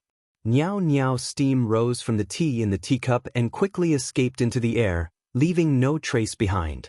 On the other side, the people in the room were sitting separately. This is the Yudo's military defense map. He Yan handed the scroll to Lu Buwang. The fourth young master of Count Shijin's mansion brought news that the Yudo will attack Jiang in a few days, but I don't know if it's true or not. Master, take a look at this military defense map. Is there any problem? Lu Buwang looked at it for a moment and put down the scroll in his hand. I don't know if this map is real or fake, but if Yudo really wants to attack Jiang, it will indeed start from the canal as depicted on the map. After all, the most important thing in Jiang City was this canal. Cutting off the canal meant cutting off the lifeline of the city. Mr. Lu, you once said that you were tracking Yudo to Jiang. Xiao Ju looked at Lu Buwang. Can you tell me the reason? Lu Buwang thought for a moment before saying, every year before and after the Water God Festival, I will go back to Jiang to take a look. This year, before they reached Jiang, they encountered a massacre outside Jiang City. Someone took advantage of the night to kill all the people in the village outside the city. He changed into the clothes of the people in the village and entered the city with a fake identity. One of the children who was lucky enough to escape told me about this. I originally thought that it was an enemy seeking revenge or killing people to rob money. However, when I was investigating, I found that these people weren't from Dawei. These Yudo disguised themselves as commoners and sneaked into the city. It's not something that can be done overnight. I can only find a few.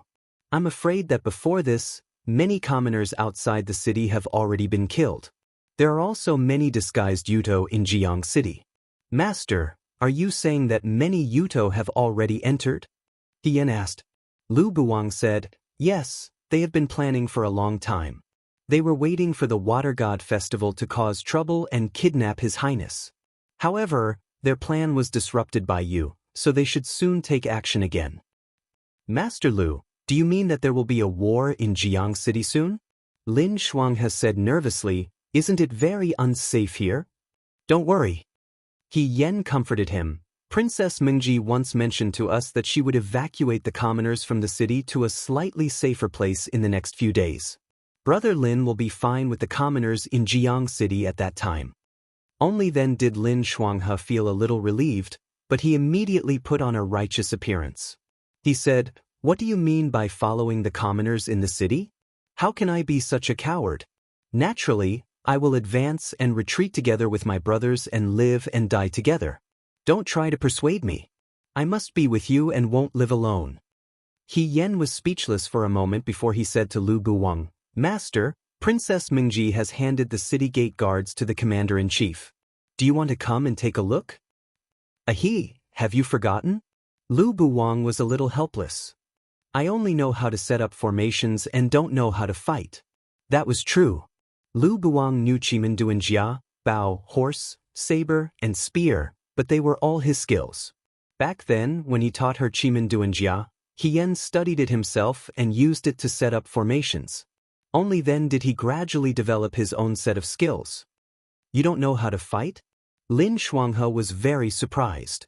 My younger sister, he is so good at memorizing military books. I thought that a famous teacher produced a brilliant disciple. But is my younger sister he a self-taught genius? He Yen smiled awkwardly. She's very talented. Maybe I was a female general in my previous life, so I can understand it easily. Xiao Ju sneered and didn't say anything. In the next few days, I will continue to track down the whereabouts of that group of Yudo. Lu Buwang said, if we find their heads, we may be able to solve a lot of problems. As for the city gate army of Jiang, I'll leave it to military governor Xiao. Lu Buwang looked at Xiao Ju. He now knew Xiao Ju's identity. The city gate army doesn't have the advantage in terms of numbers. Military Governor Xiao, please take care of the people of Jiang. He seemed to have deep feelings for Jiang. Xiao Ju nodded. Everyone talked about the Yudo matter again. Xiao Ju would go to train the city gate army of Jiang City tomorrow. The time was very short, so it wasn't an easy task for him. Lu Buwang continued to track down the whereabouts of the Yudo. Lin Shuanghe didn't expect him to do anything, so he just needed to stay in the Chui mansion and wait for orders. As for He Yen, she became the most embarrassed one. She wanted to follow Xiao Ju to take a look at the city gate army, but Mu Hongjin didn't let her go. She didn't know if something would happen. She simply made another copy of the military defense map and planned to see if she could set up a new formation according to the terrain of Jiang overnight.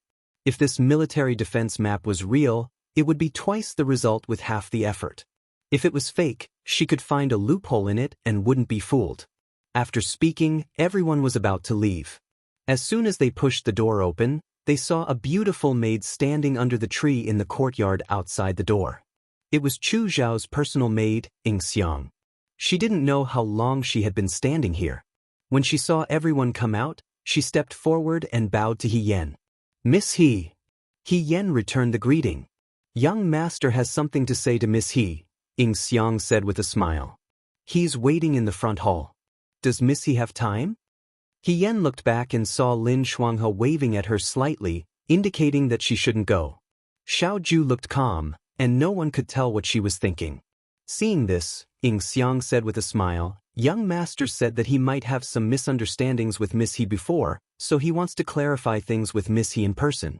Last time, when we were in the Liangzhou Guards, he didn't have time to say goodbye to you and left without saying goodbye.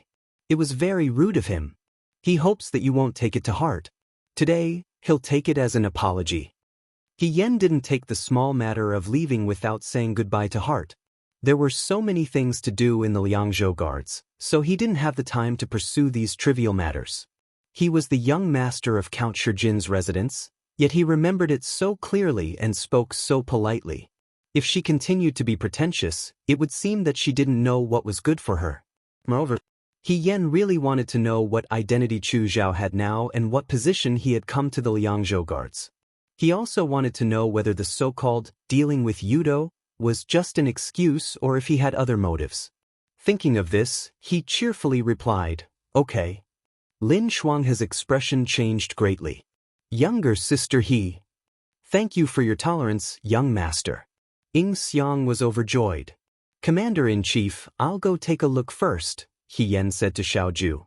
You don't have to wait for me for dinner tonight. After saying this, he said goodbye to Lu Buwang. Master, I'll leave first. Lin Shuanghe still wanted to say a few more words of advice, but He Yen had already left with Ying Xiang. Lu Buwang still had matters to attend to, so he only bowed slightly to Xiao Ju and Ying Xiang before leaving. After they left, Lin Shuanghe asked Xiao Ju, you're letting her go just like that? Otherwise? That's Chu Xilan. Didn't younger sister He like him so much that she lost her soul? She was stood up by him and even went to look at the moon alone. Such an irresponsible, heartless person actually came back to find my younger sister He. Just wait and see, he'll definitely play the same trick again and use gentle attacks to move my younger sister He's heart. Isn't that good? Xiao Ju turned around and lazily mocked. The liar finally got what he wanted. Aren't you worried? Lin Shuanghe waved his fan and followed him closely. If Chu Xilan sees my younger sister He's stunning red makeup, he'll be beastly and do something bad to my younger sister He. What should I do? Xiao Ju entered the room, poured herself a cup of tea, and said casually, do you have some misunderstanding about Chu Xilan's taste? How can that liar's red makeup be worthy of the word stunning? How is it not stunning? Lin Shuanghe was angry. Xiao Huaijin, you can't compare your own face with the rest of the world. Xiao Ju didn't bother to pay attention to him and only said, besides, did Chu Xilan do something bad to her? A trace of mockery flashed through his eyes. That guy can twist off Chu Xilan's head with his bare hands. Instead of worrying about her innocence, it's better to worry about Chu Xilan. Lin Shuanghe. He Yen bumped into Chu Xilan in the front hall. When Chu Xilan saw her, he smiled and stood up. Miss He. Fourth young Master Chu. He Yen returned the greeting. The sky had already darkened. The night in Jiang City was lively and bustling. Chu Zhao looked outside and said, "Shall we go out for a walk?" He Yen didn't know what He Yen had in mind, but there were too many people in the Chui residence, so it wasn't convenient for them to talk like this. He Yen said, "Okay." The two of them walked out of the residence. Spring nights in Jiang were warm and harmonious. Along the banks of the river, hawkers carried lanterns and hawked their wares along the street. The pavilions were scattered randomly, and the scenery was beautiful. It could be said that between the alleys of the village, there were stringed instruments and singing, and there was a society where day and night were connected. However, such a gentle and bustling night was full of hidden murderous intentions. People came and went, and under the smiles of the hawkers, there were many Yuto who harbored evil intentions. When she thought about it this way, she felt that no matter how lively and interesting the scene was, it would become dull and boring. He Yen couldn't help but frown. "Miss He, are you angry with me?" Chu Zhao, who was beside her, asked softly. "Why would I be?" She was a little surprised. "Then why did you frown when you went out with me, as if you had something on your mind?" He Yen couldn't help but laugh. "No, I was just thinking about the Yuto and was worried." After a moment of silence, Chu Zhao said, "Miss He, you don't have to worry. Her Highness will arrange everything. Besides, there's still Military Governor Xiao, isn't there?" He wasn't stingy with his praise for Xiao Ju. He Yen wanted to test him, so she asked, "I thought that fourth young Master Chu didn't get along with our governor." "Military Governor Xiao has some misunderstandings about me." Chu Zhao smiled. "However, his position is slightly different from mine. We're just working for different masters." He actually admitted it just like that? He Yen was a little surprised. "However, Military Governor Xiao and I are on the same page regarding the Yuto." "Miss He, you don't have to worry." Chu Zhao said, "I'm a citizen of Dawei. Naturally, I don't want to see Dawei's rivers and mountains be invaded by foreign tribes." He Yen nodded. "That's natural. When the nest is overturned, no egg will remain unbroken. We should be united against foreign enemies. Is Miss He relieved after hearing what I said?" he asked. He Yen asked, "Why are you relieved?" "I won't hurt Military Governor Xiao." "Miss He, you don't have to be wary of me because of Military Governor Xiao." He Yen laughed dryly. "Fourth young Master Chu, you're overthinking. I'm not wary of you." "Is that so?" Chu Zhao smiled a little sadly. "But ever since we met this time, you stopped calling me Brother Chu. You called me fourth young Master Chu. It sounds like you're deliberately drawing a line between us." "That works too?" He Yen said, "It's nothing. If you don't think it's good, I can call you Brother Chu again." "Then can I call you A He?" He Yen was stunned for a moment. The young man's smile was especially gentle, like a charming and harmless orchid blooming in the night. In the spring night of Jiang, his robes were fragrant, and his face was handsome. The passers-by couldn't help but glance at him. He was really eye-catching. It was hard to say anything harsh to such a good-looking and good-tempered person. He Yen hesitated for a moment and said, "If you want to call me that, then just call me that." Chu Zhao's eyes flashed with a hint of a smile. He continued to walk along the riverbank with He Yen. He said, "I haven't apologized to A He for what happened before. That day, I made an appointment to drink with you at Mount Baiyue, but something came up at the last minute and I couldn't make it. The next day, I left early and didn't even have time to say goodbye to A He. Later, when I thought of this in Shuajing, I felt very regretful." "Brother Chu, you don't have to take such a small matter to heart," He Yen said. "Moreover, you didn't do it on purpose. I'm not angry because of it." If it weren't for Chu Zhao, she wouldn't have gone to the foot of Mount Baiyue that night, and she wouldn't have waited for Xiao Ju. She also wouldn't have known that the person who saved her from the darkness on the mountaintop behind Yuhua Temple was Xiao Ju. Perhaps this was a blessing in disguise? A He didn't take it to heart because A He is broad-minded. Chu Zhao smiled. But I can't pretend that this didn't happen. I must apologize to Ahe. He looked forward. I'll give Ahe something. He Yen was startled. What is it? Chu Zhao stretched out his hand. In the palm of his hand lay a small tassel. The tassel was decorated with a very delicate pomegranate flower carved from red jade. Below the tassel was a red tassel. Although it was small, it was very ingenious. Today, at the gate of the Wang Fu, I saw Ahe wearing a long whip at his waist. Chu Zhao looked at her gently. I was lucky enough to obtain a flower tassel. But I don't know martial arts, and I don't have a weapon. It's a pity that it's with me. But this flower tassel is very compatible with Ahe's long whip. Why don't Ahe try it and see if it'll be better? He Yen subconsciously wanted to refuse. I can't accept a reward without any effort. Brother Chu, let's just forget about it. Besides, this thing doesn't look cheap. That red jade was small, and its color was translucent like the clouds. Who knew if it would be another several hundred gold? She always took things here and there and received small gifts there. Those who didn't know would think that she was really here to cheat. He calls me Brother Chu, which means that he treats me as a friend. It's very common for friends to give gifts. Moreover, he worries too much. This flower tassel isn't expensive, and this jade is fake. He doesn't have to feel burdened. It's useless to leave this thing with me. He doesn't want it, but he dislikes me. Or perhaps, deep down in his heart, he still sees me as an enemy?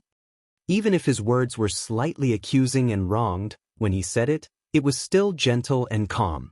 He Yen hesitated for a moment. Is this pomegranate flower tassel really a fake jade? Chu Zhao smiled. He wants real jade. I may need to raise some money. Since it was fake jade, it wasn't very expensive. It should be more straightforward to accept it. He Yen smiled. Then, thank you very much, Brother Chu.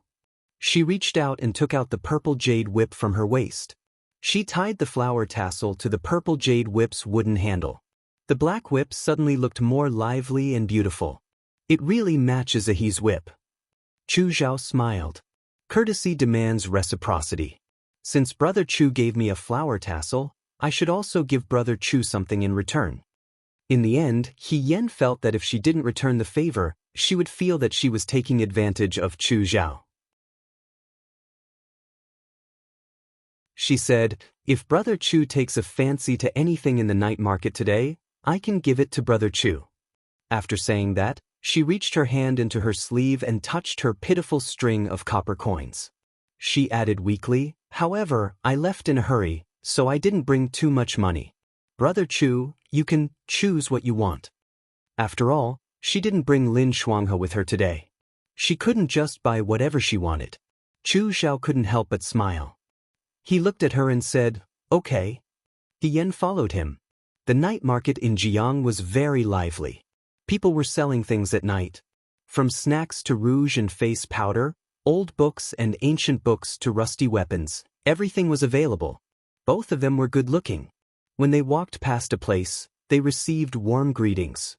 When they reached the end of the road in front, they saw a group of people surrounding a vendor. He Yen followed Chu Zhao to take a look and saw that it was a sugar painter. The peddler was a young man. He wore a clean green robe and sat in front of the stall. In front of him was a stone slab that had been wiped clean. Beside him was a large pot that was simmering with sparkling red syrup. He scooped a spoonful of syrup from the pot with a big iron ladle and poured it on the slate. His movements were very fast. The iron ladle moved up and down in his hand like a painting brush. The falling syrup outlined a complicated or exquisite pattern. Soon it was cast into shape. Then, he used a small spatula to scoop up the picture on the slate and stuck a bamboo stick on it. This is a sugar pancake. He Yen was happy. I didn't expect Jiang to have it too. In the past, when she was in Shuajing, there was a temple fair every year. Due to her subtle identity, she was afraid that she would be exposed. Therefore, she didn't go to such crowded places if she could. Therefore, she never went to the temple fair. She could only wait for her sisters to come back from the temple fair and secretly eavesdrop on them talking about the lively scenes and new things at the temple fair. Sugar pancakes were the same. There was a master who made sugar pancakes in Shuajing. He was very good at it. Every time Yen heard them talk about it, she looked forward to it. Once, she couldn't help but secretly beg Madame He to bring one for her. Perhaps Madame He saw how pitiful she was and how much she wanted it, so she really brought one for her from the temple fair. Yen still remembered that it was a picture of a bird. She couldn't bear to eat it, so she put the sugar figurine in the penholder. However, the weather was hot, so it melted in 2 days. The syrup was sticky and it melted on the table. Madame He scolded her. At that time, she didn't think it was dirty. She just regretfully scooped it up with her hands. She thought that it would be better if the sugar painting could last longer.